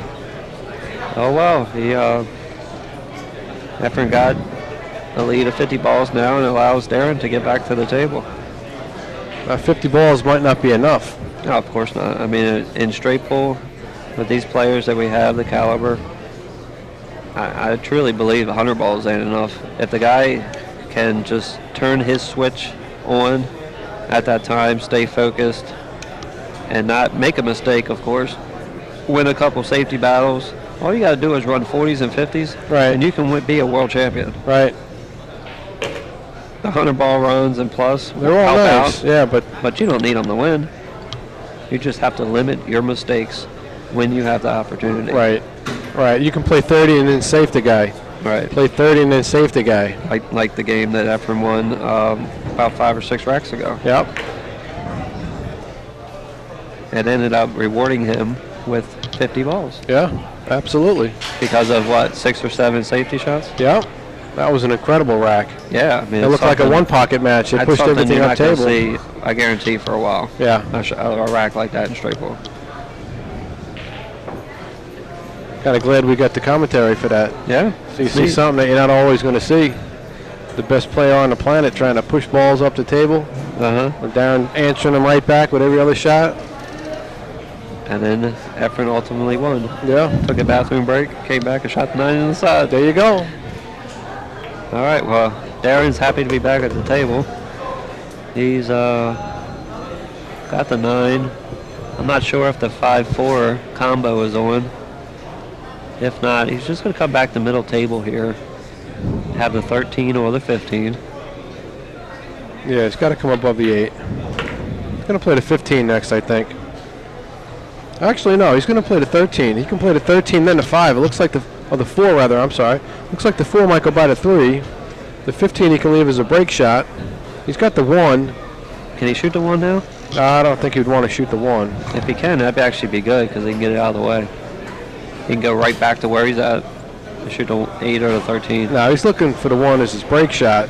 He's going to play the 15 and draw into the 3-5. Just nudge them apart a little bit. He'll have the 8 if he needs to. Or I don't think he'll have the 6. Nah, it seems like it probably goes in the side, but you have to be soft rolling it. Our buddy Jerry Tarantola from NYC Grind just stepped by the booth. Say hello. Yeah. You guys ain't never been to the website, you need to go check it out. You need to go check it out. NYCgrind.com. JT. In fact, I'm gonna give Jerry the headset for a second so we can talk about his site for a second.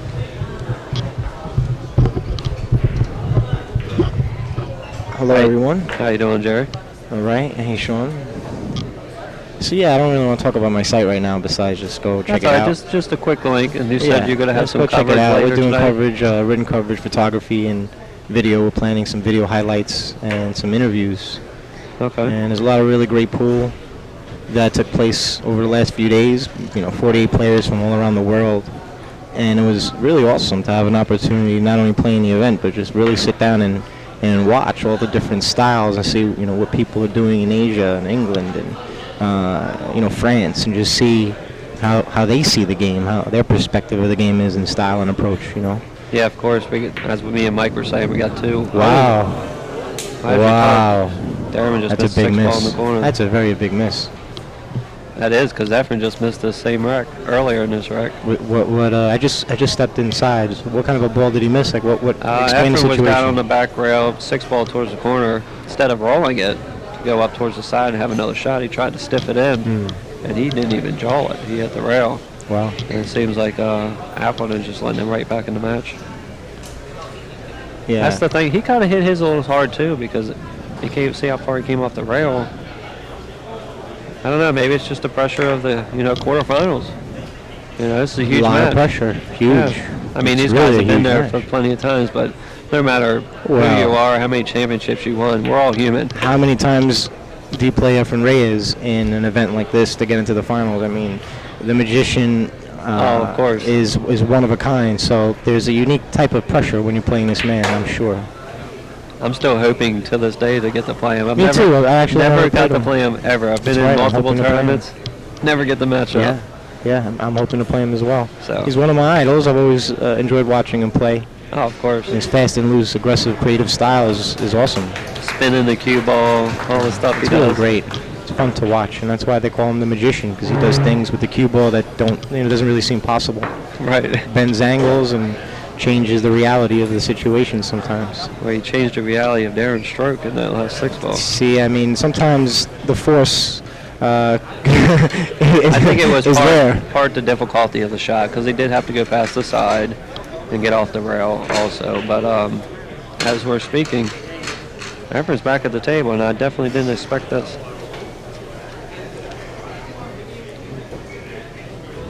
I definitely want to thank you, Jerry, for all the support and hard work you do getting out here and getting videos of your love of billiards. It's awesome. Yeah, I appreciate that. Thank you very much.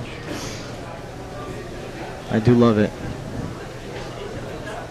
So let's see what Efren does here. Well, he's probably going to swing at this pretty hard since he's far from the rack. Wow. Uh-oh. You got a shot? That was a really good shot. Unfortunately, it looks like he's really only left the I don't even know if three he gets- ball, the 3-4 combo. I don't see anything else. I don't like it. He might be able to see the 15. If he can make it past the 4. I'm not sure. I think he's going to shoot the 3 down the table and make the 3-4 combo with left-hand English and come into the balls a little bit. He does.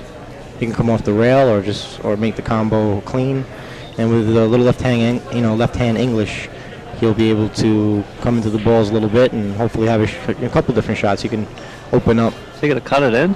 I think it was straight in. You think he can get past the 4, or do you think? Yeah. If he's shooting the 3, he's I don't cutting think it he can in. get past the 4, but let's see. If he overcuts it, he can go off the 4. Wow. Wow. This guy. I don't know if he can go past the 4. Oh, yeah, it was wide open. I can't see from here. I'm sitting from a side angle. That's all right. All right. Sorry, guys. Well, now he's got the 4. He's going to have to maybe go into the back of the rack.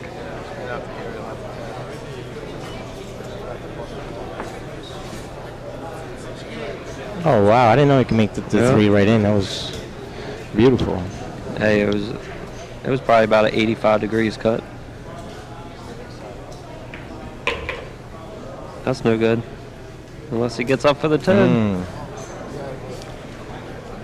All right, I got to keep it moving. Thank you guys for the opportunity, and for all the straight pool fans out there, I love you all. Later. Awesome.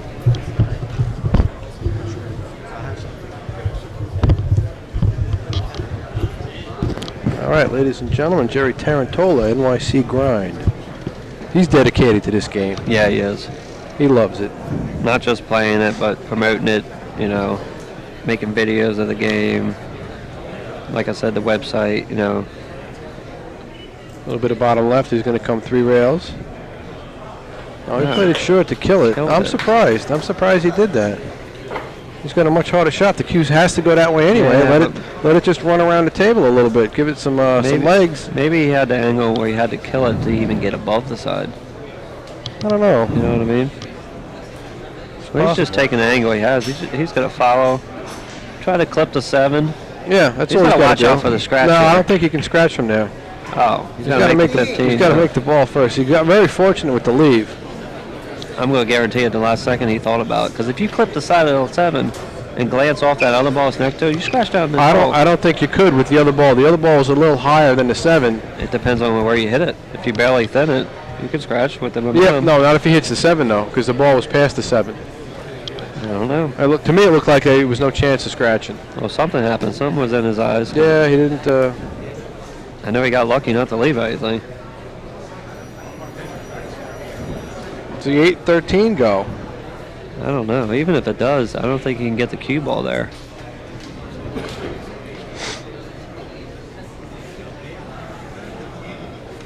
Can he make the 2? He's looking to see. He's going to clip the 14. The 14 might hit the 5 and push it into the 13. Well, you're going to have to hit that super hard because you're hitting the 14 so thin. Right. Well, what else you got? I don't know. I don't like it myself, but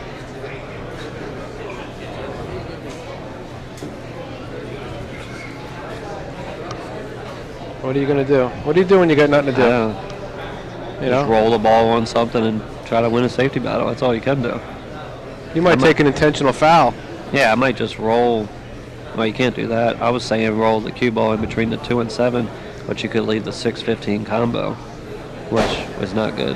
Well, as long as he gets the cue, if he glances off the side of the 7 right here and comes down towards the 2 ball, as long as that 8 ball is not dead, Right. he should be okay from there. Take the foul and then let Efren do something. And you can't roll the cue ball anywhere up table because the 15's right in front of the hole.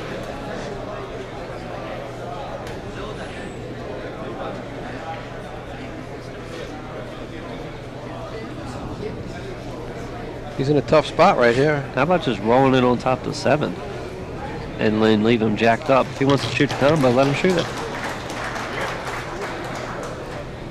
He wants to try and play that 5 into the...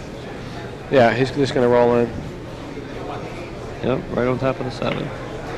Yeah, I seen it came down enough so he couldn't give him the 6-15. I think he Good left shot. the 2 He might ball, have. He though. might have. He might have nudged the 9 out far enough. He can shoot the 2. Wow.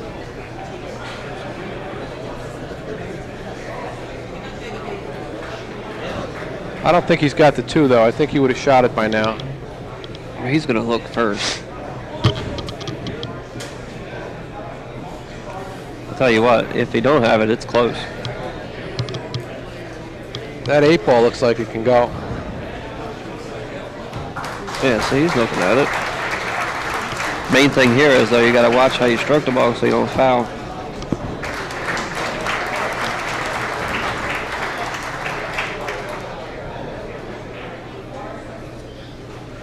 Looks like he's got the 6 there. He can't bank the 6, can he?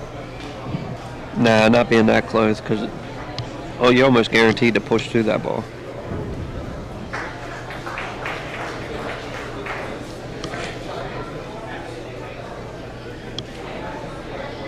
He's just going to nip it and try and draw back into the spot he's at. Yeah, he just pushed it a little bit. Yeah, that 2 ball must not go because it seems like they're almost leaving each other the same shot.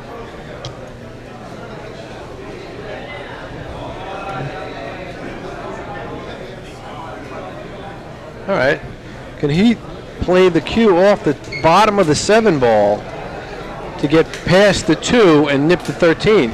Because from this angle here, it looks like that 13-8 is dead. That looks like it's dead almost.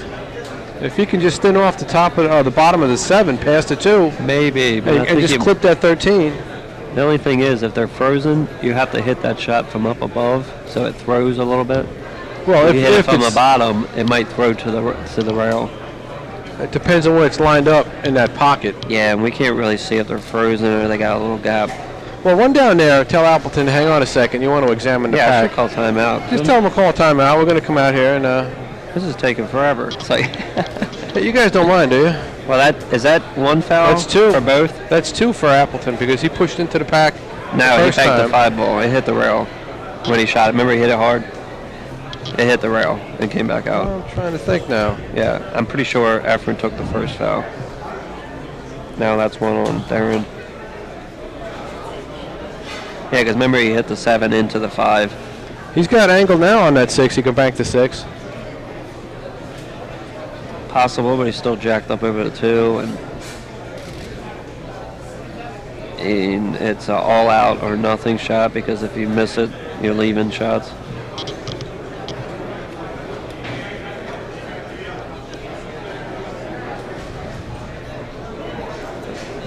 Somebody's going to have to go for it eventually. A lot of safety play in this tournament right here, right now.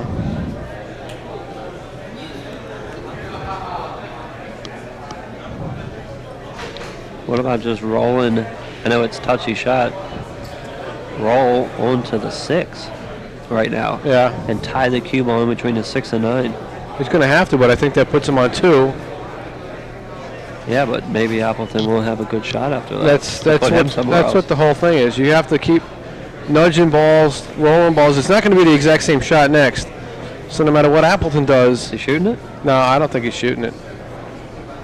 He might be banking it. He looks like he's going to get up to stroke it.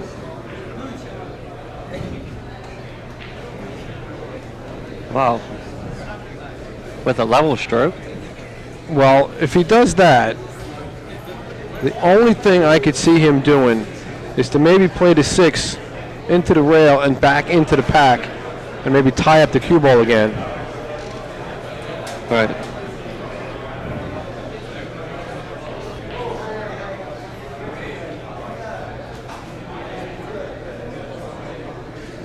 He's going to try and pop this one just like and stay right there. And he's going to try to get the 7-14 to the rail. Which he did not. What do you call? 8 ball. He's going to hit the 7, like you said earlier. Now he has enough room Now, to get yeah, past because the 2's 2. out of the way.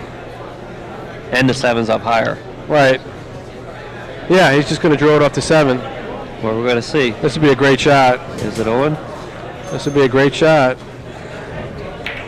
Got it. Perfect. Perfect shot. A little unfortunate with the leave here. Well, it looks like the 13 goes by the 15. I hope so, because if not, he's got to shoot the 11 ball all the way up table. Yeah, that goes.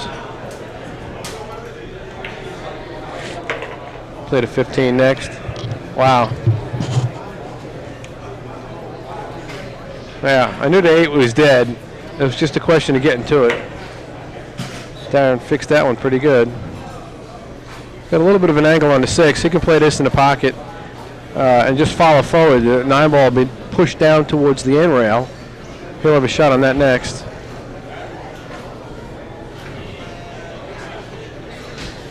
Just hit it firm.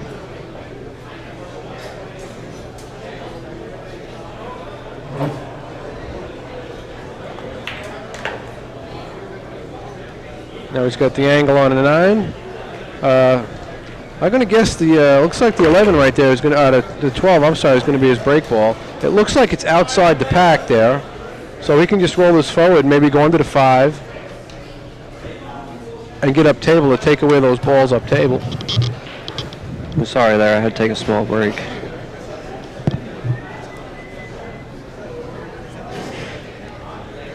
He's got the balls open, it looks like. Darren Appleton wins that second little safety battle we had going. Left himself in great position now to get back up on Efren. Efren was up 50 balls on him. Yeah, but this match could easily get very close. He might erase that. He might erase that deficit real quick.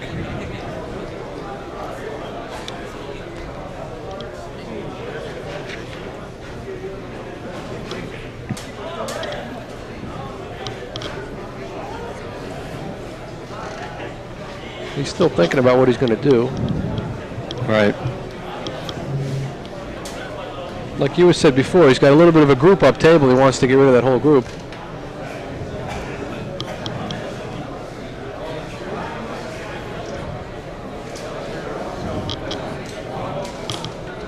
He's going to stay down here, actually. He's going to use the 2-ball to get up table.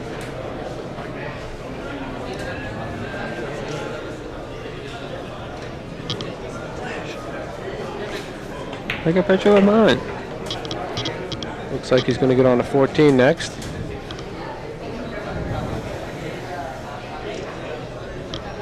Sorry about that, guys. Somebody was trying to take a picture of us in the booth. Yeah, we got a little groupie hanging around here. Taking our pictures.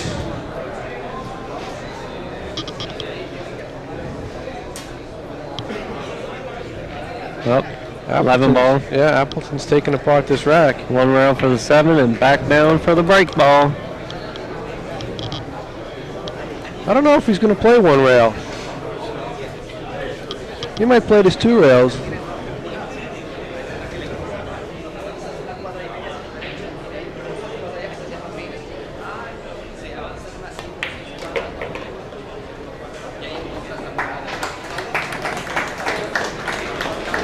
He's got himself a good angle right there.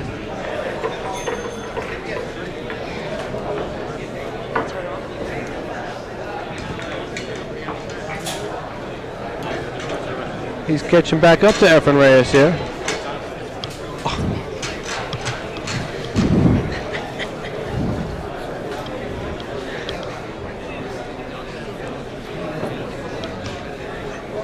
All right, we're going to get a score here in a second.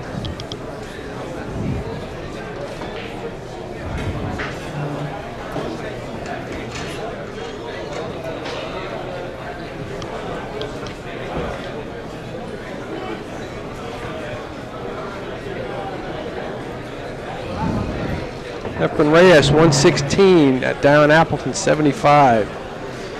Darren starting to close the gap now on Reyes. He's raced to 200. You're watching the 2012 Predator World 14.1 Straight Pool Championships. It's being held here at Caram Cafe. We are in Flushing, Queens, New York, 5 minutes from Manhattan.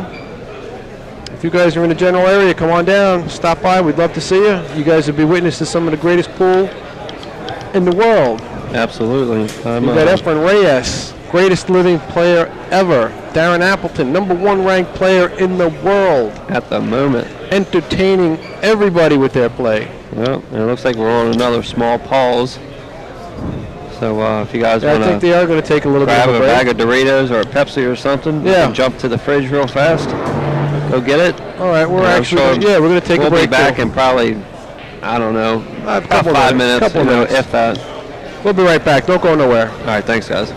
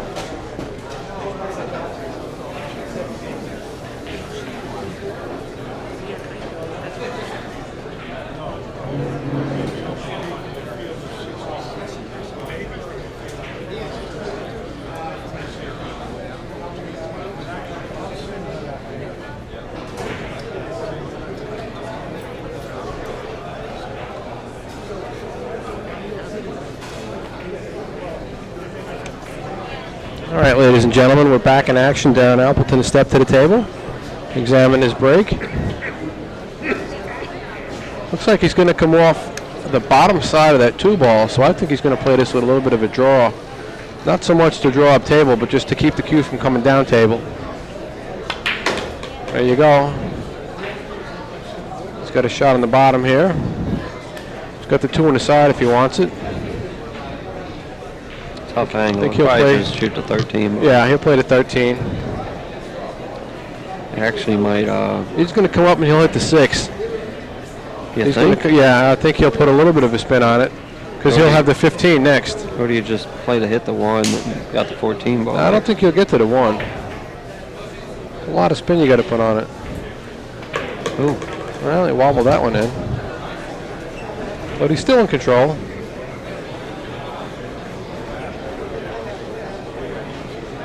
Oof. He almost overcut it. It's okay.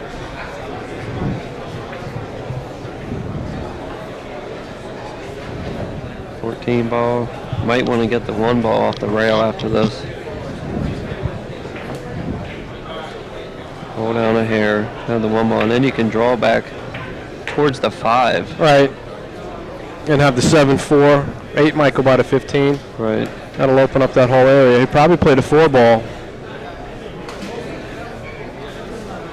Looks like he's going to come forward. He's going to get the 15 out of the way. Yeah, that opens it up for the 8 also. 8 and a 2 all can go in there now. Yeah, you can. If he has to. You can shoot a stop shot. Shoot the 2 next on the side.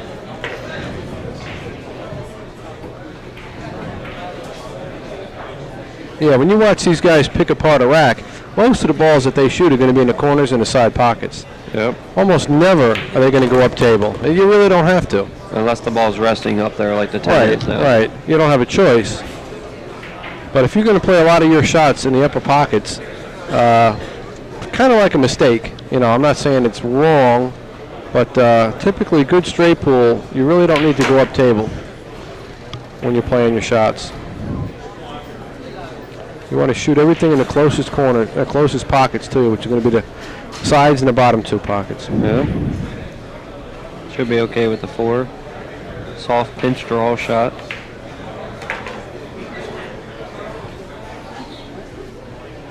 That helped him control the cue ball. He's going to play the 9. He'll still have an angle on the 7 here. You can drill this above the 8. Play the 8 in the same pocket, I think, if he wants. Or he can drill this up and get on the 5 next. Right, the 5 or the 8. Right. I think he's going to play the 8 and come one rail for the 5. I think he's going to leave the 10 ball as his key ball for the 6. Yeah, if he was up a hair higher, he'd probably shoot the 5 ball first, but I'm not sure if he can slow roll it in and hold for the 8 in the other hole. No, if he plays the 5, he's got to come cross table. So he's going to play the 8 first. A little bit of high ball, a little bit of inside right, and he's just going to come straight up for the 5. He put a little too much right on it. Yeah, he's okay though. Should be. Because if he has to, he can just shoot the 10 up in the corner instead of the side. Right. Good thing is, if he lands pretty straight on the 10, he ain't got to do too much to get to the 6. No, he don't have to do anything.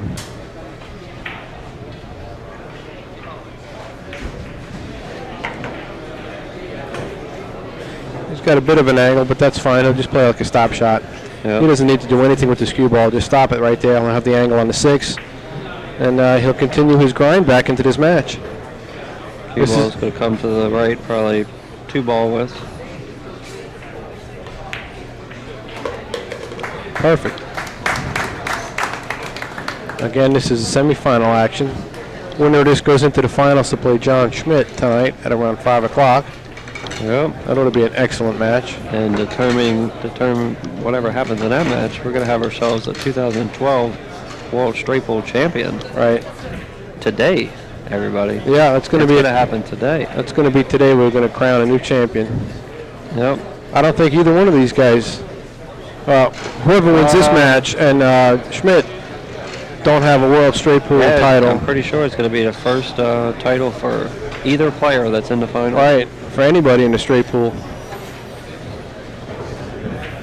We did have former straight pool champion Thorsten Homan into the semis, or the quarterfinals. Right. I do believe. Yeah, final 8. And John Schmidt took care of him in a very close match, and then, as we saw earlier, won his next match 200 to 60 balls. Right. See, I think Thorsten Holman made a mistake in that match when he played that 3-ball combination. Yeah, he should have went rail first. Yeah, on the 6. I think it was a much easier shot. His position might have been difficult afterwards, but I think he would have at least had a shot. I think he would have definitely made the 6, and then he could have did anything he wanted from there. Whether it's a safety, you get a shot, or whatever. Instead of just kind of handing over the match to Schmidt right there, because that was the end of it for him. Of course. Well, Darren shot the hard draw shot. Now he's up table. He's going to have to come with something. He's got 3 shots from what I see. 15, 11, or the 10. If you shoot the 15, you don't want to roll down because you can get stuck in this corner with no shot. So he chose to shoot a stop shot, which is good. Yeah. Now he's got the stripe right there in the side pocket. He got angle on the 2. He could potentially draw into the rack after that. He's got plenty of options. He's got a 5-8 combo, which is almost straight in. Can he get to the 12 too on the left corner if he wanted to? Not from here. Oh, he'd have to stop here. See, from here, I think he's going to draw this into the. Looks like he's going to draw it right into the 1 or the 9 rather. Yeah, I don't think he's shooting the 2. He's looking at the 14. There's a yeah, you can get to the 14 or the 3. Yeah, you definitely can make the 14 in the hole underneath the 10.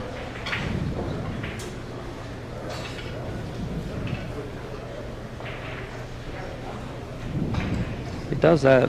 I think you can just go up by the side, shoot the 1, and then you can shoot the 2, and then get this 12 ball out of the way underneath.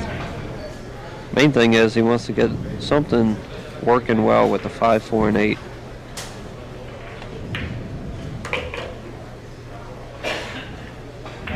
Well, he chose to leave the 1 ball there. He's just going to shoot the...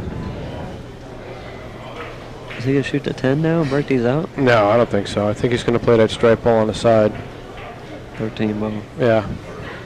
Almost a stop shot. He can drift down past like the 1-7 and then get the 12 out of the corner. Oh, he can play the 8. That's good, yeah. You can get the 8 out now. He might be able to play this with a soft spin and come underneath the 4. But he's not going to do that. Yeah, I guess he will with the bridge. Can he clip the 7? Can he miss the 4 just enough and bump the 7 a hair? I don't know. Oh, he's not. Oh, he's got the 10. Oh, I think he did try to bump it a hair. That could have went bad. Yeah, that didn't have to turn out as good as it did. If he freezes on the 10 and can't shoot it, and these balls don't go past the 5-4, what do you do? Exactly. You're forced to jack up and cut the 1 ball on the side. Yeah, I don't think he's crazy with how he ended up. I think the shot might have been just to bump the 4 and 5 a little bit with the 8, yeah. Shoot your 12. Right, and then come back and shoot the 4. And find something. Yeah. Because as you can see, he got away with not freezing on the 10 ball, which could have happened.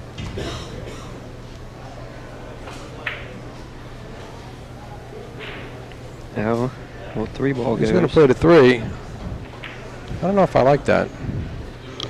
He's got to get it out of there. Does he have the angle where he can nudge the 9 a hair? Yeah, he can kind of stun forward a little bit and maybe just tickle the 9 or the 7 and still have a shot on either the 1 or the 12. Or he can force it and get a shot on the 4. That works.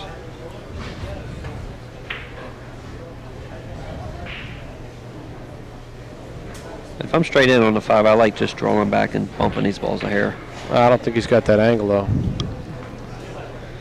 Well, do you force the 5? I mean the 4 ball? Back up 1 row? Well, if they go, it's okay. You can leave them there. But you got to figure out a way to get above it. Well, he's above it now. He's going to play the 12 now. And then go up and get the 7 or the 9? He could, yeah. He can go up and I guess he can play a lot of things. He's got choices here.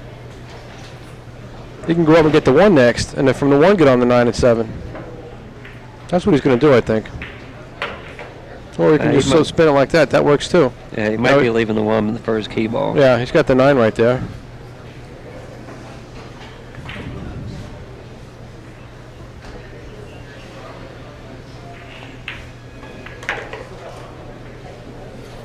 Perfect. Stop shot. 1 or 2 rails on the 4, get on the 1, roll forward towards the end rail, side rail, and have a good break on the 2. Well, actually, the 2 might be too low and No. too far from the stack. No, he's looking now. I think he's. I think he'd be all right with it. I think he'll just clip the bottom of it. It's going to be tough.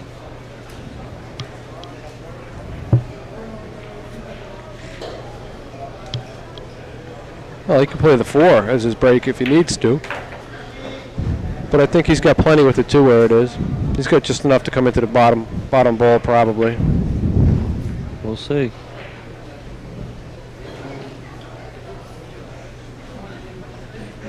It's not a traditional break shot, but I'm sure he'll try to make it work.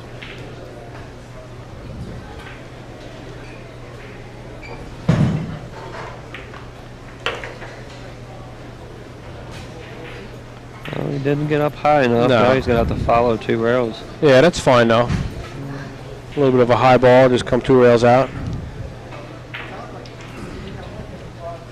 Yeah, it's just a natural high. Maybe a little bit of tip of right if you like.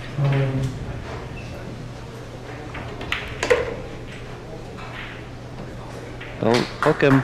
Don't get in that pocket. Oh, there we go. All right.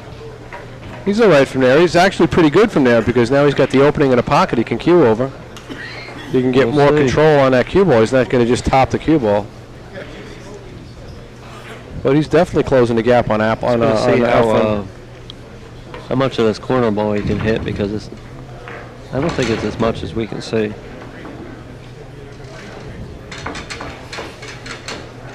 Because if you cut this soft, you actually probably could miss the rack. So he's going to have to hit it a good bit. Appleton 103, Efren Reyes 116. Uh-oh. We are going down the back stretch, folks. We are pretty much at a dead heat right now.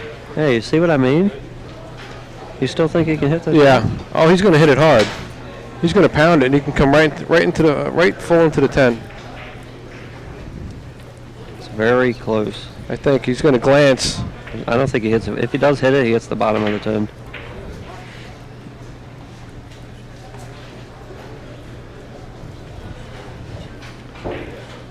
You don't like it though, from where he's at. No, it's. See how it's barely It above looks- where the yeah, it 10's looks- at, even with the 10? And you're cutting the ball, so. I think if he pounds it, it'll glance. You could put maybe just a. See, I think he had to it. undercut it to hit the. Yeah, the but bottom ball. I think he could have made that. Yeah, he could have made that. He undercut it. But I think if he makes it, he might have missed a rack. So he was trying to compensate with some spin and throwing the ball, and it caused him to miss it. Seems. I don't know. It seemed. I don't know. He was. He hit it firm. He's just a little upset though at that point. Maybe being near the side pocket had him a little uncomfortable. Yeah, it could be. Again, it's kind of hard to tell what's going on.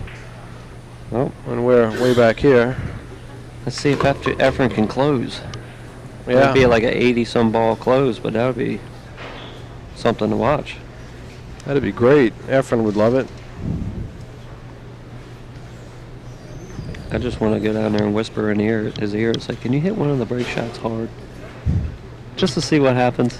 Yeah. Just for me, please.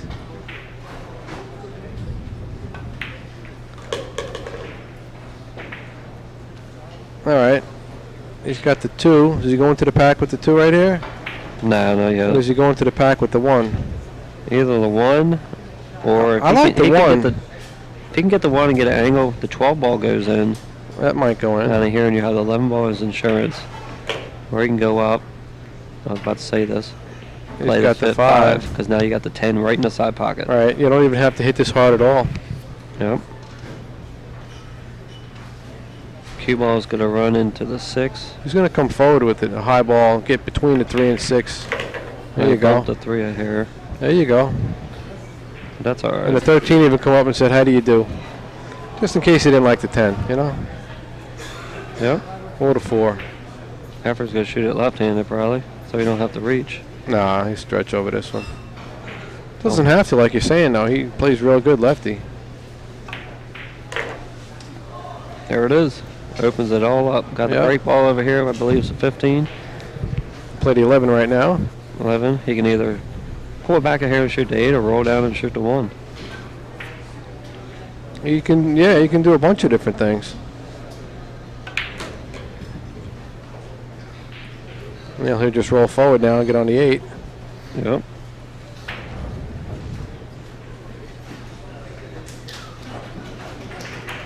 Got to make sure you get up there, though.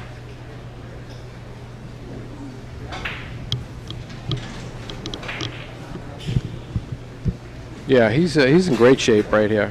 He could even try to go up right past the 8 and just bump the 6 a little bit and have the 12. Nah, I don't like that. We'll see what angle he has.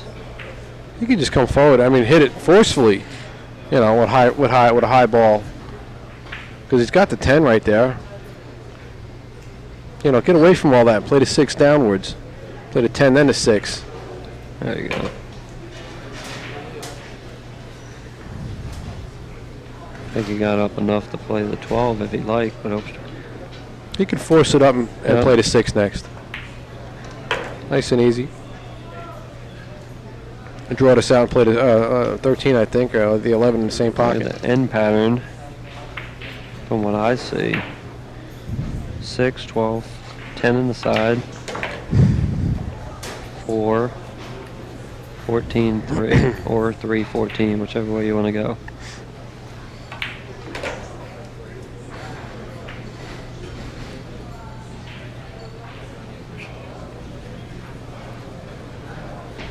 May not have got up far enough, but if he's up a little bit far, he could just play the 10 inside and just roll off the rail and come down, but now he might have to draw back straight.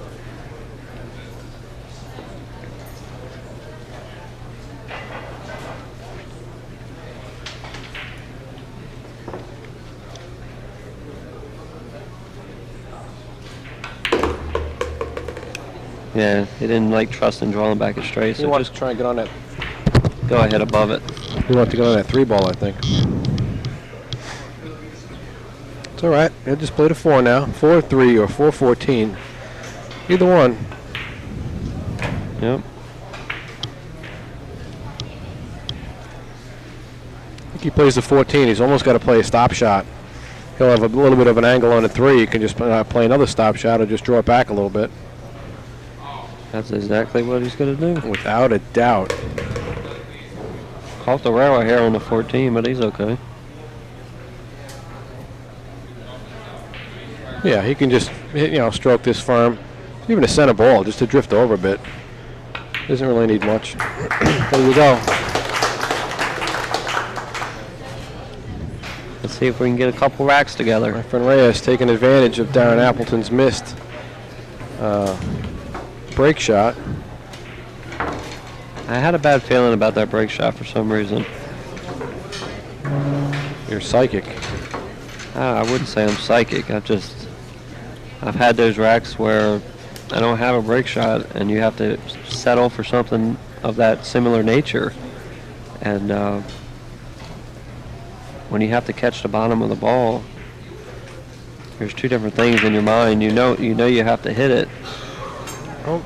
And you got to make the shot. And Efren Reyes. I'm surprised why nobody's playing this with inside. He played that with inside. No, I'm sorry. You mean outside? Yeah, because he hit it with inside. He hit it with high left, and it hit the end rail and came straight up. That would be outside, really, on the angle of the shot. No, that would be inside. He was shooting the ball to the right. Right. So that would be outside. No. He played it with inside. He used high left. Right. On the shot, that's outside, ain't it? Because inside would be coming the same off the as pack. Well, to me, it would be inside because he's coming off the stack. Right, because if he would have hit high right, when it hit the rail, it would have went 2 rails and out instead of straight back up. See, to me, that would have been inside. Well, maybe, Because yeah. that's the direction the cue ball was going. Right. That's actually a pretty common shot because if you go back towards the middle of the table, you can bump a ball and you can get There other you shots. go. So Well, let's watch him do it again, he's folks. got to 'cause, cut it again to the side.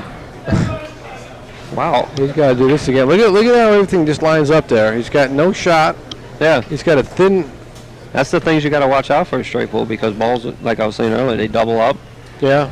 And you either got to make a hero combo or you got to make like 290 He's degree got to cuts. watch out where the cue's going to go. He could glance off the 11 here. There you go. All right. He's Shot. back. He's back, folks. He escaped the terror. Yeah, he got out. He got out of that trap. It's a good thing he can see the edge of the ball. Yeah. All right, it's opened up for him finally. If the 7 ball goes by, he'll probably shoot that now. If not, he might have to come over here and shoot the 11 or the He'll combo. play the combo, I think. 7 ball goes. And now he's got to play the combo anyway. He can play Yep. the 14 right now and get that out of the way. I think that's not a bad idea. Yep, he'll have the 1 next. Yep.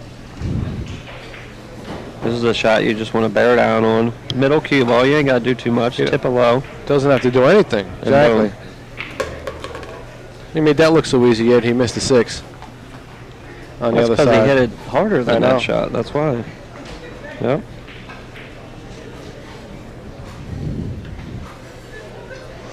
I think he can play the 1 right here, roll forward a little bit, and then play the combo. Do you bump the 8 out a little bit so Nah. you have 2 options of a break shot? I don't think you have to. I mean, you could. You know, clear another pocket for the 2 if you had to. Right, yeah.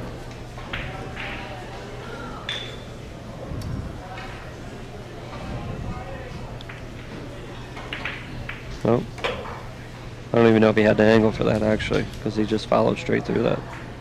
Well, now all he has to do is play the combo. He don't even have to play the combo from here. He could play the 10 now, just straight in.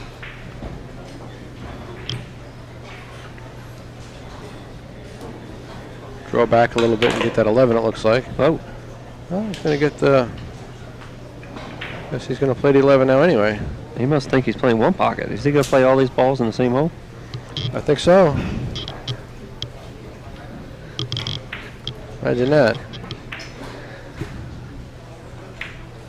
Let's see how many he can make. How many is that so far? I don't know, In that like 1 pocket. He made 8 already. Game's over. 6 or something. He made his 8. Oh, he's going to come up. I think he'll split his soft and play the 12 on the side. He might come in between the 5. He's going to have to find the angle here, though, because the 5 don't go past the 3. Does it? No. He can roll the 12 in, get on the 8. I thought he would have, there he could have just came up and bumped the 5, had the 3 or the 2 on the side. Maybe that's not a good shot because the 5's his break ball. Yeah, well, he's definitely going to use the 5 as the break shot. But now he's got to get back below these balls somehow. No, I think he can just roll the 12 on the side and get on the 8. For where? For the corner past the 3. Can he leave himself enough less of an angle to hold for the 3 or the 2? A little bit of spin. It wasn't the greatest shot. Huh. He can play the 8 now. He's going to roll into the 2, push the 2 up towards the side pocket. He might end up getting on the 3. If not, he'll have a shot in the 2 ball.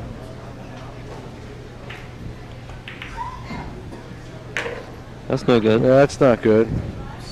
Well, he does have a cut on the 2, but you don't really want to. Telling you earlier in the rack, you needed to get that 3 ball out of there. Yeah. Can't leave that till late in the rack. He could play this in the bottom left with like a draw stroke to come 1 rail out past the 5. You know, to get Yeah. underneath the 5, shoot the 3, and then play the 3-1 rail. He doesn't have to hit this hard. He's just got to. He can play it with a follow This is shot. tough. This is hard to He see. can play it with a When you spin got to shot. shoot the 2 ball that far to the hole, Yeah. this is very hard to see where you got to hit the 2 to cut it. But he can go with bottom or top. You know, and I spin think 2 he- rails under the 3. Yeah, I think you have to do bottom because, like I was saying earlier, it gives you more accuracy on the cut. Kill it and try to draw above the 5. Oh, did he get above it? Nope. No, He didn't but get above it. Fortunate he got straight in. He got a combination. I know, he's been fortunate a couple times. I don't know. I don't know how he can play this. He might have to He has to play draw the it. combo. Right, but if he draws the cue maybe into the rack, he might have options from up table. Oh, there Or you you go. just give yourself an angle like that. Yeah, he forced it over. He made himself a good break shot. He landed good. Yeah. And he made a great shot on it too. I'll give him that. But he didn't have to land with that combo. No. But he must be living right. Yeah, I think so. I think he's still living, so must be doing something right.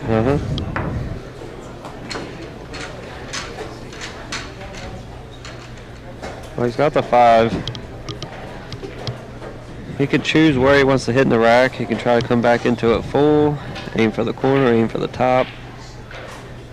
He's going to aim for the 3. He's trying to pound this one. Yeah, if you aim for the 3 or the middle, at a, like, I don't know, medium to hard speed, you can get it to glance off. There you go. It's got the 11 up top.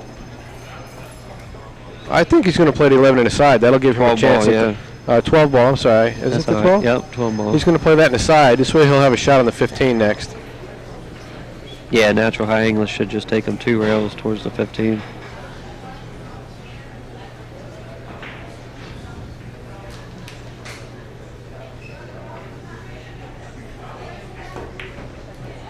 Ooh.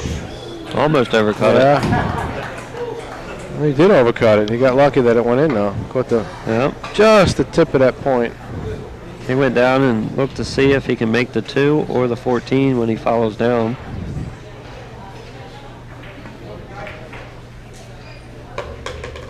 He's got the 3 if he needs it. He can come up and then play the 2 in the other pocket. If it goes past, I guess that's the 13. Right. Or he can play the 14. I like getting the 14 out of the way because if you played the 3 and you go up too high, you don't have a shot. He'll still have, yeah. Well, we'll see what he does. You know, this guy. You can just stop it. Looks like he's playing the 2. He's playing the 2 ball. Nah. Wow. Angle's deceiving. 14, 13. Well, when they're close together, it's kind of hard to see.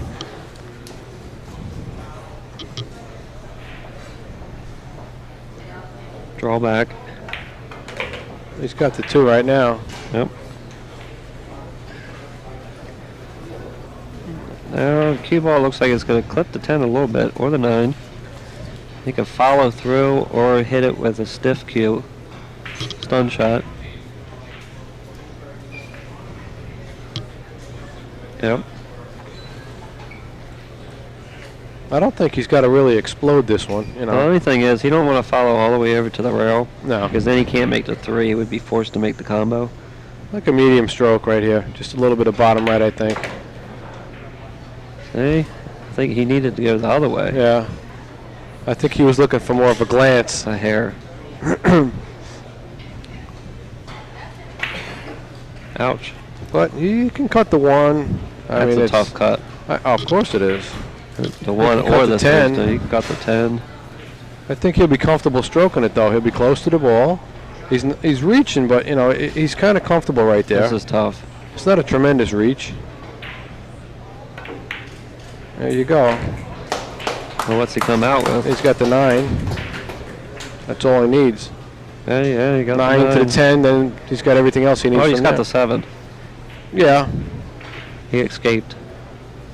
That's the thing, like we were saying earlier, if you can keep your patterns down, you won't have to make all these extreme shots and then hoop for the Right. cue ball to land somewhere else. Right, because it didn't have to end up that good. Of course. Come over to the right row. We had a good angle. I didn't know he could miss. I thought he was going to run into the 3 if he went that way. But he finessed it enough and got around the 3. He's got to play the 4. He could play it with inside and come inside the 3 and just straight up. He'll have the 8 or the 11 in the side pocket. Or the 9. Right, 6 ball. 6 If he is, can leave, it's the break. yeah, he's going to leave that as his break shot.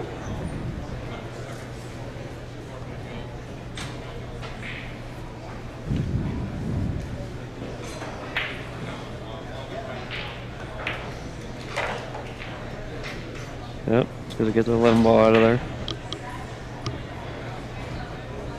He'd like to leave this 8 as the key ball. He's going to draw us back to play the 3 next. You think? Yeah. Tried to. He didn't came get up quite where he short. wanted, yeah.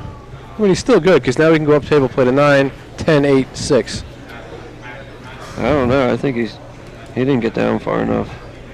He's got to play the 10 ball now. You can make the 10 and draw back for the 3. Right. All you got to do, right? You only just got to draw underneath the 6. Yeah, you only need like middle draw. You don't have to spin it or nothing. There you go. There you go. Done. See, all he did was recover. He took the angle he had. Yep. And now he's back in line. Yep. Now he can go either way. The 8 and the 9 next. Probably the 8 since where he's at. Yeah, he can straight in on the 9 and just stop.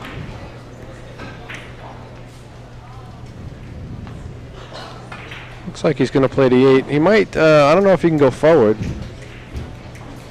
He could stop right here or just draw it back a little bit and then play the 9 up table, 1 rail, and get on the 6.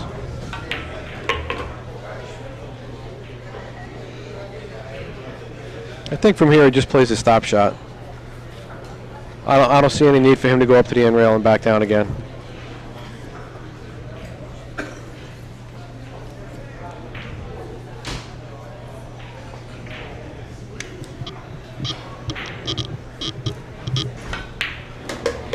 There you go. Efren Reyes is nearing that finishing line, man. It might be an 80 something ball, 84. I could possibly get there. I'll tell you what though, if he keeps playing these, I'm not saying they're perfect, but the last couple of racks have been a little shaky. Right. And he has got away and had a shot. So I do believe if he don't catch another small rhythm, he's got to tighten up a little bit. Gets an open table right, to help him open up. He could get in trouble where he can't do that. He might have to play a safety. You know, so I mean, I've been around it plenty of times, and I've watched players. You know, they're on a 50, 60 ball run, and then all of a sudden they go into a rack and come off the rail, and then boom, froze to a ball. There's the run. Right, ends it right there. Efren Reyes 158, Appleton 103. He should glance right off the top of the 14 ball. He needs 3 racks from here. That's all he needs. Side of it. Yeah. He's got a thin cut in the 15 if he wants it, or he can play the 9. He's not cutting the 15 ball. He'd have to do it lefty. No, but he's got a shot on the 9 ball. I mean, it's there, you know, if he had to do something, but.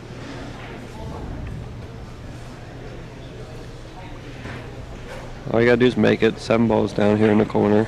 Or the 8.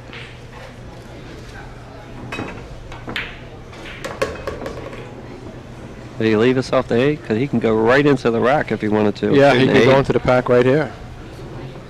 It wouldn't be a bad shot because if he gets stuck on it, he's going to have the 15, or he might have a cut in the 7.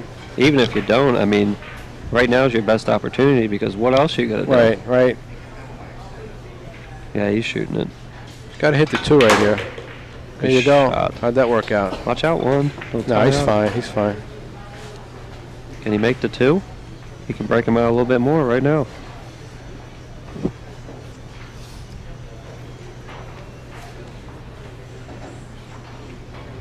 The 311 might be lined up too. He's playing the 14. We'll roll up on the 14 and play the 10. And go into him, or yeah, go into him again. Or see if one of these combos are lined up. No, I think he'll go into him with the 10. The 311 or the 1213. I don't like following into him with the 10 because you're not guaranteed to get a shot. No, I don't think he's got to follow. He can just hit like a center ball, pound it, and come like glancing off the top of the 3. That might tie up these balls down here. Well, yeah, but he'll still have a shot. He'll have a shot on the 4, or if the 3 pushes into the 5 and 11, it looks like 5 and 12. Yeah. You know, he'll have the 11. If he's straight in, he can follow down and play the 2 next. But I don't think he is. He's got a slight angle.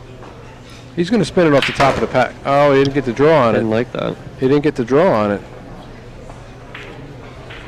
Well, it's hard for the balls to separate when they're so close like that, and you don't have the cue ball coming in at an angle. Right. Just glancing off of the ball. Did he get away with it? Could he make the 5? He's got Oh, the combo. The combo goes. I thought it went earlier. There you go, folks. Ooh. Why would he play that other ball if he had the combo? I don't know. That's what I was saying. If you play the combo, it makes them all come out. Yeah. Because you can hit it with a stop cue ball. I think now you have to shoot the 4 and spin down and play the 2 and break these balls out.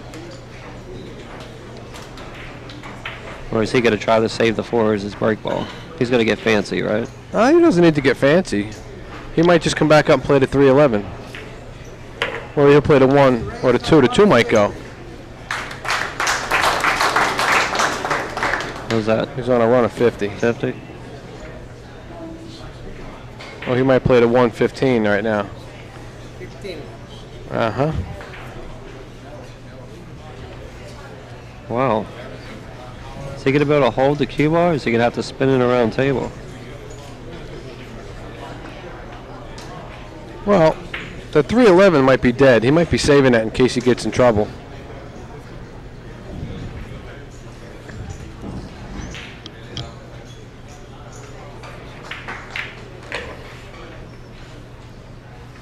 Now he's got to play the 4, it looks like.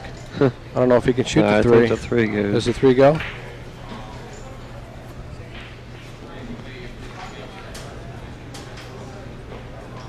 Well,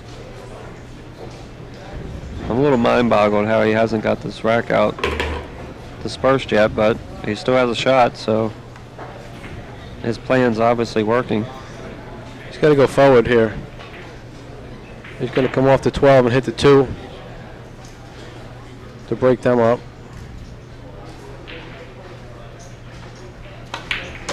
There you go. Nudge, nudge. And then back up. And he's done. He's going to leave the 4 as his key ball. Yeah, he plays the 3, comes off the 12, and then hits the 2. Perfect. You just come to the other side of these balls and shoot the 2 or the 11 next? Yeah, he's going to come towards where the 4 is.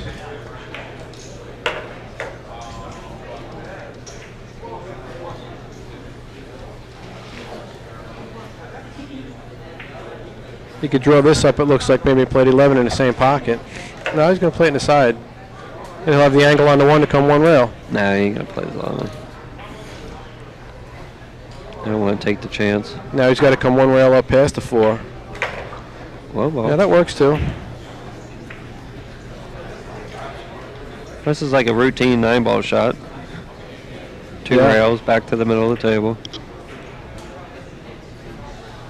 You don't want to come too close to the middle of the table. He wants to leave himself right where he is now almost. Yeah, right. A little bit more angle, I think he would be looking for. There you go. Efren Reyes is within 2 racks of defeating Darren Appleton.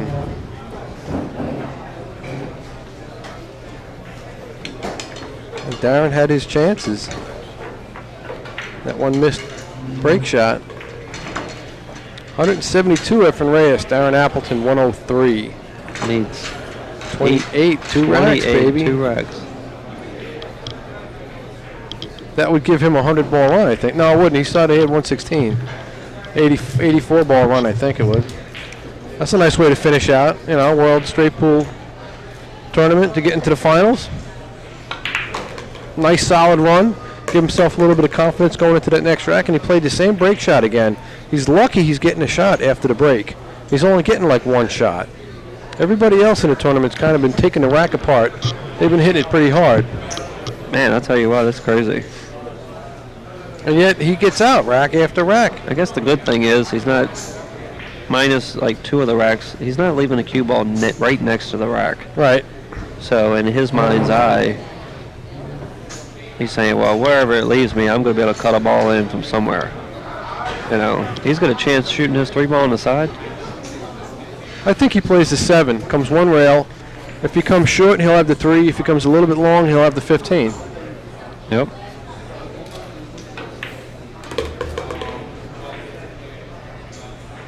Again, I didn't understand that. He could have went the other way. Well, I think that way is like when he's cutting it, it helps it throw the 7-ball in.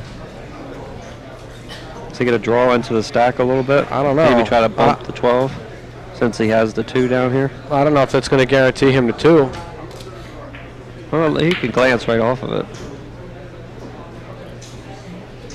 I don't know where.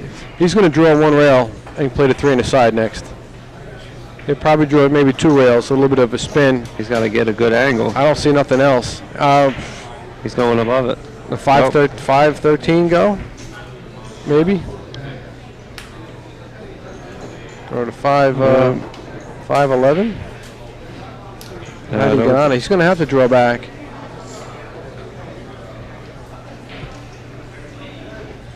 You going to try to draw into him? No, I don't think Pound he can it? from here. He tried to draw back to get the angle on the 3. Shot.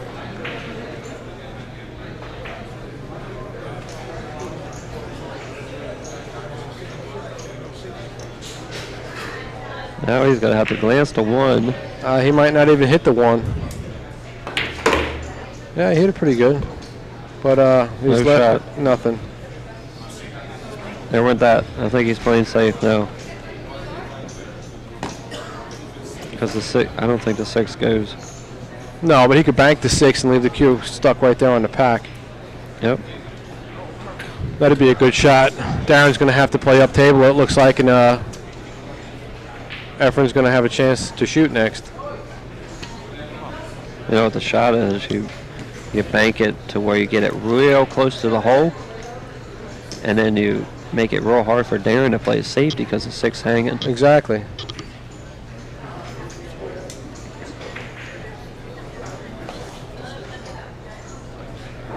Don't try something crazy now, Efren. Oh, he's right there, though. He might be looking at the 112, I think it is. No. Play safe. But with this kind of lead, and you're that close to the 200 balls, Yeah, he's supposed to play. you don't want to allow the guy safe. back to the table. Oh, he's winding up for something now. What's he Did he looking cut at? the 1 ball in? What's he looking at? Nah, he's playing safe. You Come guys, on. I don't know. If you guys out there see something he's doing, let us know. There is no. Because I don't see a shot here. There is no shot here. The only shot would be the 6 if it went by. If not, you can't. You can't. Well, I mean, if you want to be ballsy, you can bank the 6, right? Yeah, if he can get enough on it. After he hits the 6 and he comes into the pack, he doesn't want to push maybe the 11 ball down into the path of the 6 ball again. You know what I'm saying? He's thinking about cutting this I ball. don't know. He can't. He's That's looking, like at least 90 degrees. Don't you think? Look at it. Yeah, but he can't cut that but 1 ball in. I don't know what he's thinking. I don't think There you go. He's playing the safe. 6. Exactly. See, I like hitting that a little bit harder and putting right in front of the hole. Where does he play safe after that?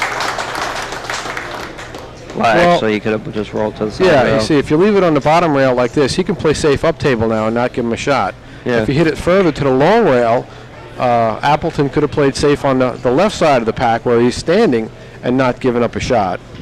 But he might be playing the 4, it looks like. It looks like the 4, and it looks like he's got a straight-in shot. That would be unfortunate. Yeah, that would have been a gaffe on Efren's part, man.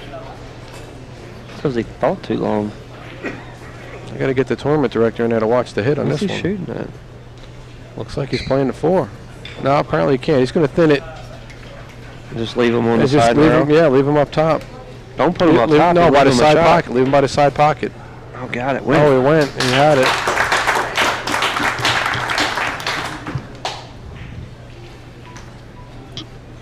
Now he's dead straight, it looks like, on this next ball. Oh, no. Looks like the 15. He's got a chance. He's got a chance. Hey, I think my theory would have worked. What if he would have put it in front of the hole where the 4 went then? Could have blocked He it. could have blocked. Well, he could have blocked it, yeah, or he could have Or left an left the easy combo. combo. This ain't easy being jacked up and you've been in the chair for a while. Appleton hits as straight as an arrow.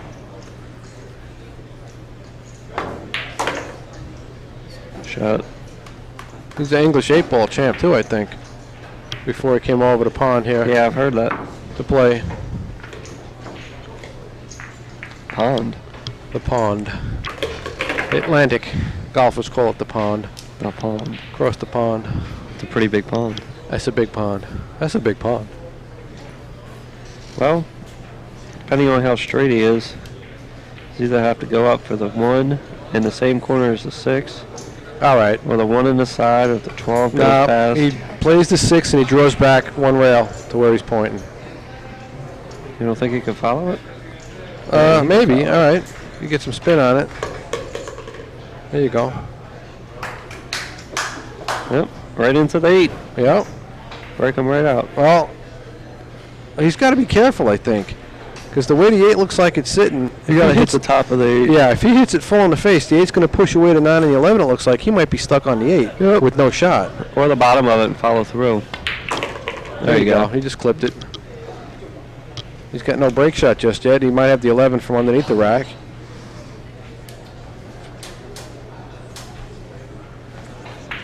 You got to figure out how he's going to get on these balls to break them out. Like I said, he's going to have to use the 11, I think, from underneath the pack.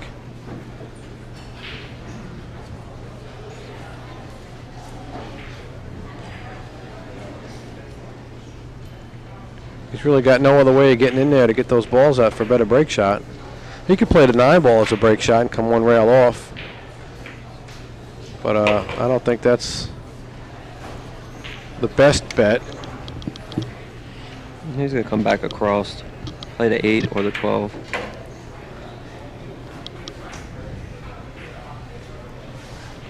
So you're going to have to leave the 11 for the break? I don't know. Well, both of them balls are in the rack. Yeah, I was going to say maybe he can play the 8 first and maybe give himself better position on that other geez. ball. Yeah, that didn't work out good for him. That shot there, you got to make sure you get above it. You can't come up short.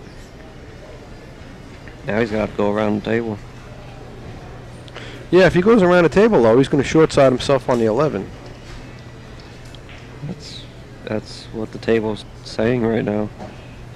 Yeah, that's absolutely what it's saying. Because he came up short. The only other shot he might have is if he plays a complete bottom right-hand spin, maybe. Or just a bottom and draws it back to the end rail and down. That's But tough. I know, but I can't see nothing else. Yeah, he's going to go around 3 rails, take it to short side. It's going to land straight, though. Yeah, he just doesn't want to be too straight on this ball. Too straight, he can't get a shot off. Yeah, I don't think he can get anything. No, well, he's in good shot for a good safety right now. He can play the 11 to come up a little bit, clip one of the corner balls, like the second ball in from the corner, push out a ball to a rail, and leave. Yeah, he's leave going to Efren have to. stuck. I don't think he can get enough on this, make it, and have enough force to get the balls out. But there is a pretty good break shot for safety coming up next. He's just going to clip like he almost hit the second ball full in the face. It's going to push a ball out, Right. so he won't foul. He'll leave Efren frozen to the pack, and now if Efren plays off that rack, Darren's going to have a chance to shoot at something if he knows the shot. You know, he's not really super familiar with straight pool. I just hope he don't try to go for this, because it's almost the only thing. I mean, if you had a real strong stroke, you could follow 2 rails and try to clip the top of the rack, Right, like but the that's 3-7, yeah, and that's- bump out a that's- couple. But you can miss the ball real easy. You can yeah, all miss you the gotta do rack is real catch the easy. rail at that high of a speed, and 11 may not go.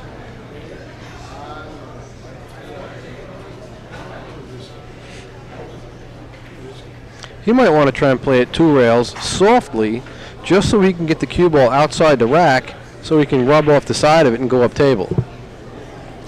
Possible. You know Gotta what I'm watch saying? out for that, though, because you can leave dead balls rubbing off the side of the rack. I mean, it's See, that looks like what he was looking at right there, like he was going to aim. Try and just come forward 2 rails, just past the side pocket, well, if he can get to up give high himself- enough and hit that.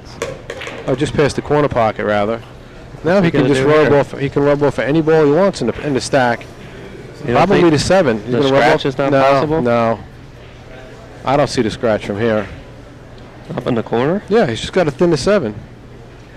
And just try and hit the side rail. See? See what I'm saying? Yeah.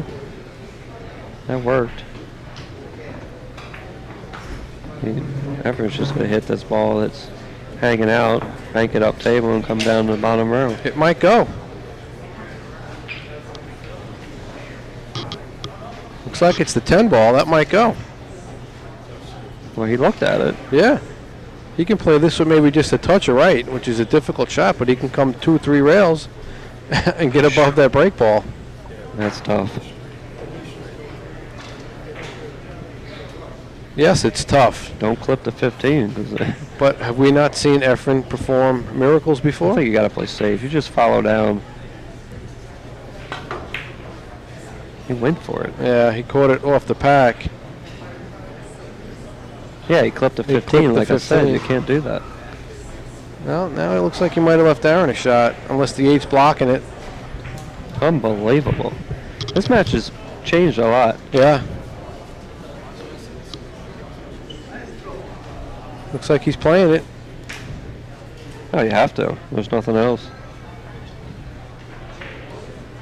Got to put some top on this to get through the rack. There you go. Nice. That's the shot. Darren Appleton's back in control. Efren's close to getting out, but Darren says no, no, nay, nay.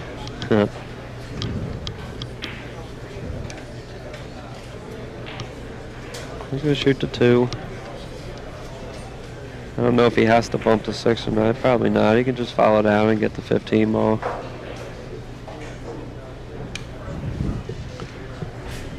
Yeah, I think he might bump the 6. And there's no harm in it because No. of where the 15's at. Right, he'll have a good shot on the 15.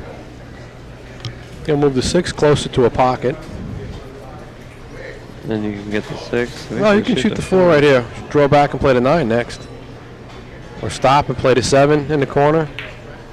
I think he plays the 9 right here. Pushes the 1 down towards the 6 and 6 and 2. Disturb them a little bit. He'll still have the 10. He'll have the 10 next. He'll have the 15 next. Or the 3. Maybe the 3 ball goes too.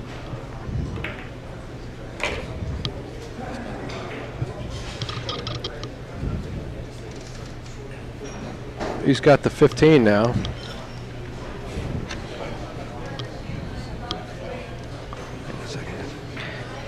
He's got the 10 ball. Yeah, well, he can play that and then just come onto the 6 if he wants to stay above the 6. He can play that and come up and hit the 4 and 5 right now, or the 3 and Yeah, but that don't guarantee you a shot. No, but I mean that's what he's got. But he's got the 7 though. Surprised he's thinking so much here. Just shoot the 10 and go down below the 6. Because then you can shoot the 15 or the 6, come back up. He's gonna go into the 3. He wants to go into the 3. He's got that stuff tied up. That's what I mean. Yeah. I didn't think it was going to open that stuff up too much.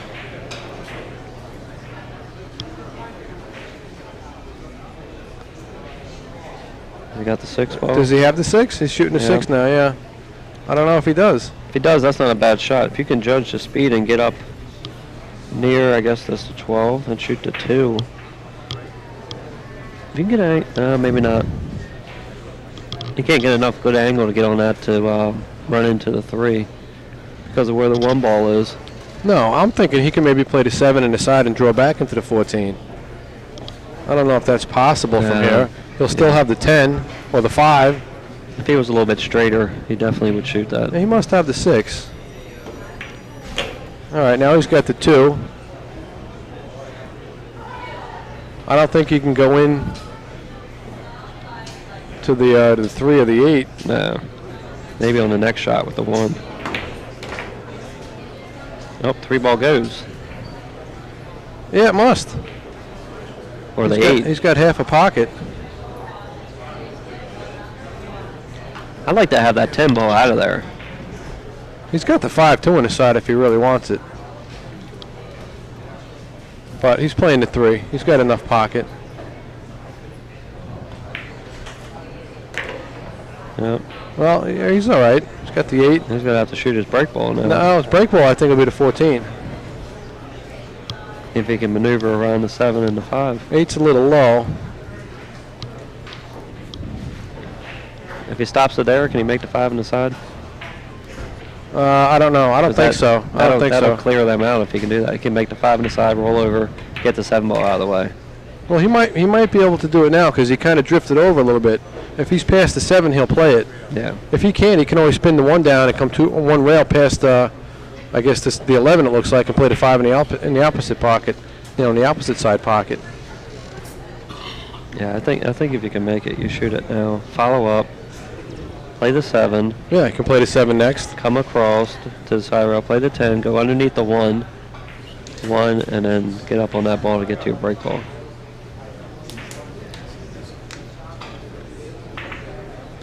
Or he's going to get it the other way. Play the 5 in the other he's side. going to spin it and play the 5 in the side. Which that works also.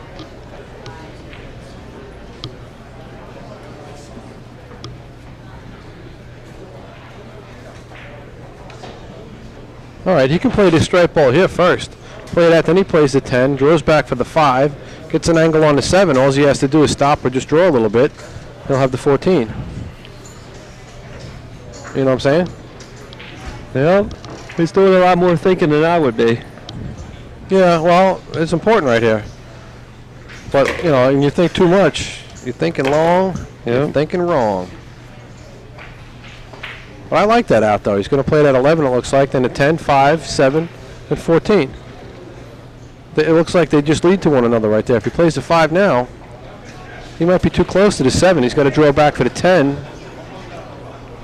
Maybe, I'm not sure.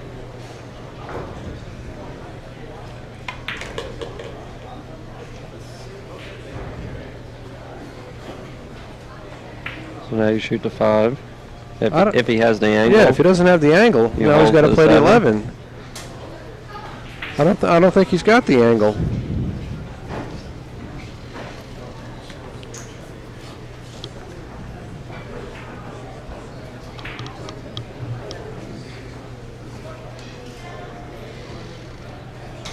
Well, he's playing the 5. Well, he can play the 11 and the 7 in the side and roll forward. Either way, that works too. I hope so. If he overrolls it, though, he would have to be forced to run into the 14. Well, I think he can play this one either way in the side or the corner. So you know what I'm saying? So you play it short no matter what? I think you do. If you go long, you're dead. See, that's what he just did. He said if he goes long, he's dead. He just pointed at that. Said, I can't go here. If he comes up short, he's got it in the corner.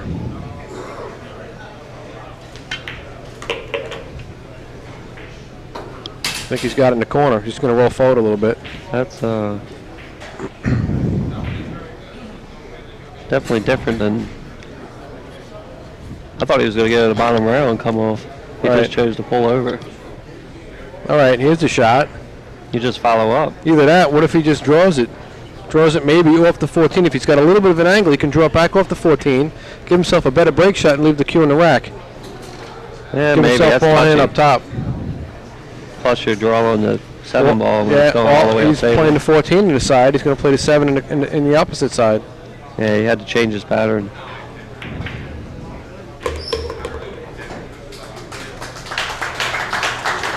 I think he wanted a little bit more angle than that.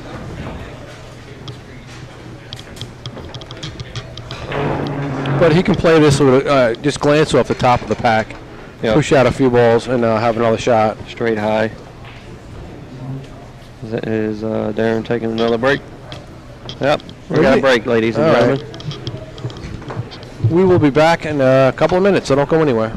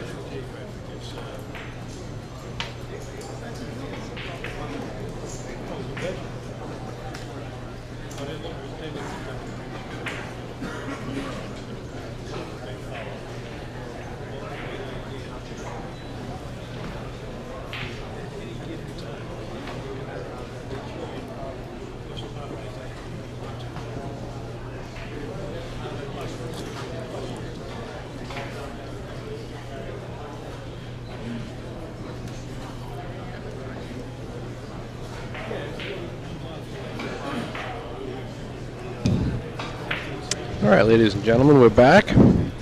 Darren Appleton is making his way back into the arena. I want to welcome you guys all again to this 14.1 Predator World Straight Pool Championship. This is the second semifinal action before we get to the finals. John Schmidt is already in the finals, waiting for the winner of this match. We're watching Darren Appleton play Efren Reyes, which is turning out to be an excellent match. We've kind of figured it could be a runaway from either guy, but they've both had chances at the table. They both made a couple of mistakes. Efren took advantage, and he got himself to about 180. I think he's at 172. He got close to getting out. He only needed, I think, a rack and a half. And Appleton scratched off the top of the rack. Incredible, incredible. He's going to give Efren another chance. He must have just glanced off the 8 with a high ball, and he scratched right off the 8. Yeah, he played it in the side. The cue hit the 8, followed forward, and scratched right in the side pocket, giving Efren Reyes. Yeah, I just got back to the booth. A great chance. And Darren and Efren were in there taking their break. And plus half of the pool room, so that was a little line. Now Efren's got a good shot right here. If he can put this one down, open a rack up and get another shot. He's got the 7. Wow. But again, he's got the 7. He might have the 14. That's one of those shots that you want to follow through, I would think. Yeah, you can get a lot more spin on it with follow. Yeah, you could push the balls down to the bottom row. But he's got the 7. All he has to do is just focus on making the 7 right here. A little bit of a high ball. You're going to hit it high anyway. You jacked up over the 2. Yep. He'll have the 14 of the, looks like the 11 next, or the 12. He's going to have his hand back here behind the 15 ball, it looks like. Actually, it's 13 he'll have next.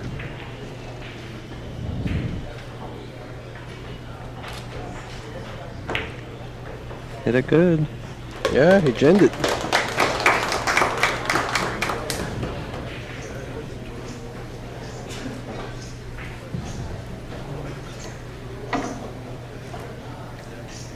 He plays a 13 right here. I think he draws it into the 8. You know, with the bottom stroke. He doesn't want to get this going forward. I think just looking at the lay of the balls, the 8's going to hit the 1. The 1's going to push everything else. Everything else is going to move here. You might see every ball on the table move except for the 14. I don't know, because he's going to hit the side of the 8. He's not really hitting the top of the 8. The Q1 might get stuck. Wow. Yeah, you see how he's hitting the side of the 8? Oh my God, Darren made a glaring mistake by scratching, and Efren can only get 2 balls off of it before he makes his own mistake. I really think a couple of those shots they need to follow through the balls and try to get them apart. Darren looks like he's going to play the 5. He might be able to play the 5 in with a little bit of spin. I don't know if that's going to go, but he still has the 13. That's not easy. No. Nope. He's playing the 5. He's going to try and spin it. He's got to be careful. Yeah, he could get stuck right here. See, that's the same thing I'm talking about. He hits the 3. 3 might glance to 4. You could probably follow here too, because see the 15 balls down here? Yeah. And the 3 will be if you follow through it. Right. So you but might how be able much to get something out of it. How much of a stroke can you put on it with a bridge from this far No, you don't away? need too much, because you're only following through 1 ball. You're not following through you the whole got to rack. follow through the 3. Yeah, that's fine. See what I mean? I think he hit the 3 ball first. That could have been. And he gives Appleton. It's amazing how this just transpired. Yeah, I do believe he hit the 3 ball first. He just couldn't get enough on it with the bridge. And Efren's going to take advantage again. Two really uncharacteristic. Now here you want to bump into the 3 ball flat. Yeah.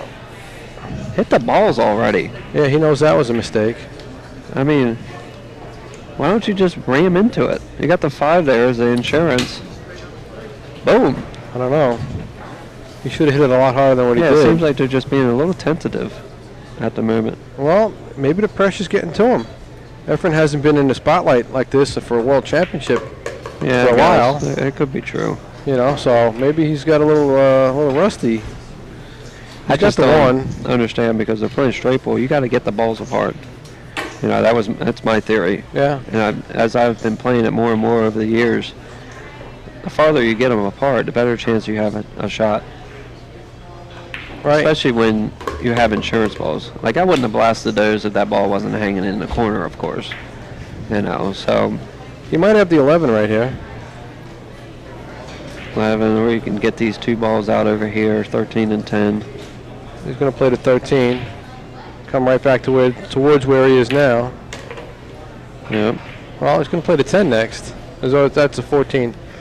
I think he's going to play the 14, roll up, and play the 8 next. Or he could shoot the 14-3. The 12, if the 12 goes, he can go off the top of the 2 and get these Where's he going to play the 3 if he plays the 14? in this other In the corner. side pocket? In No, the other no, corner. corner. He's got to punch it to the rail and out again.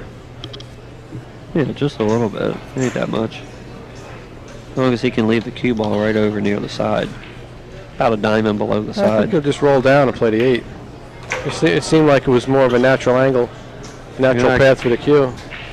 Now he can play the 8 with a little high ball into the 12 and 2, and he'll have the 6 right there for his insurance. As long as he don't follow it too far, because the 2 could glance him down to the bottom he of the could rail. punch it. He could punch it and hit the 13 out of the way, like There that. you go. Like that. Now it's wide open. And come back. That's Yeah. the right shot. But he's got to look for a break ball right now. 10 ball's fine. It's a little high, but It's good enough at this moment. yeah, he'll take it, right? Anything he can get right now.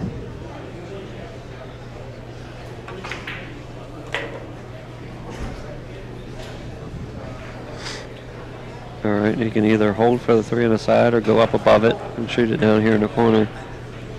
He's got a bit of an angle. Yeah, he could hold. I don't know if he could hold it. I don't know if he can hold it enough. He might have to draw it up past the 3 and play the 3 in the opposite corner from where he's standing now. Again, it gives him a chance to stroke the ball. Don't go too far, because you got to hold. No, you don't have the angle, because he needed to be straight to follow down to get the 4 and 11 in the opposite corner. I think he's all right. I think he can play with a high ball and glance off the 11 or the 4. He's got the 12 up. Yeah. If you glance off below it, how are you going to have a shot? No, it looks like he's going to come forward. He's going to hit the 11, but he might hit the top right side closest to the 4, push the 11 down past the 4, and still end up with a shot. Well, He's going to play a combination.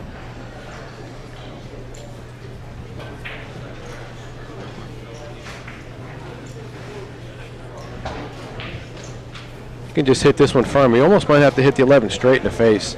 Just Yeah. play a stop shot. The 11 will come one rail. well, you want to draw it, so.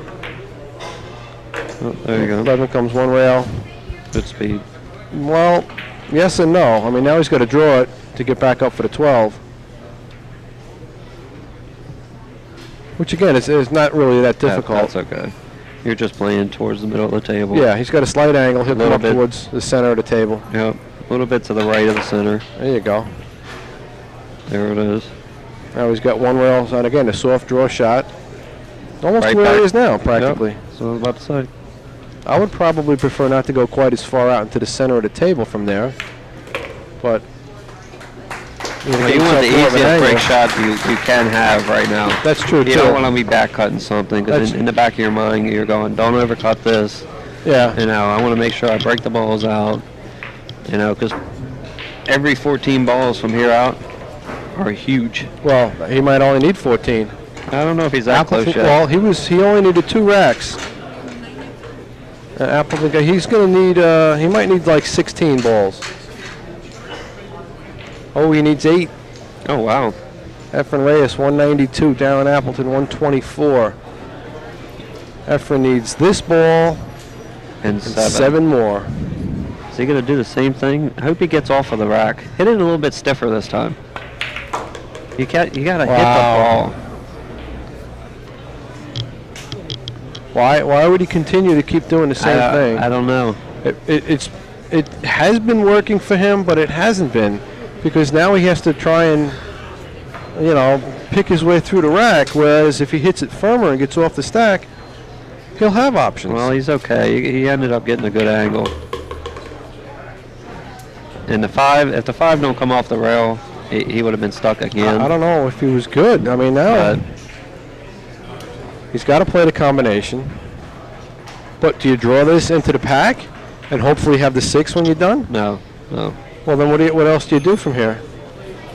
Well, you just make the combo and try to draw up near the 14. Leave yourself an angle to cut the 6 in and go into the rack. There you go. Okay. Now you go. You need 5 balls. You blast into these. Well, yeah. I do. You can't miss the ball. You got it. Blast right into the rack. Boom.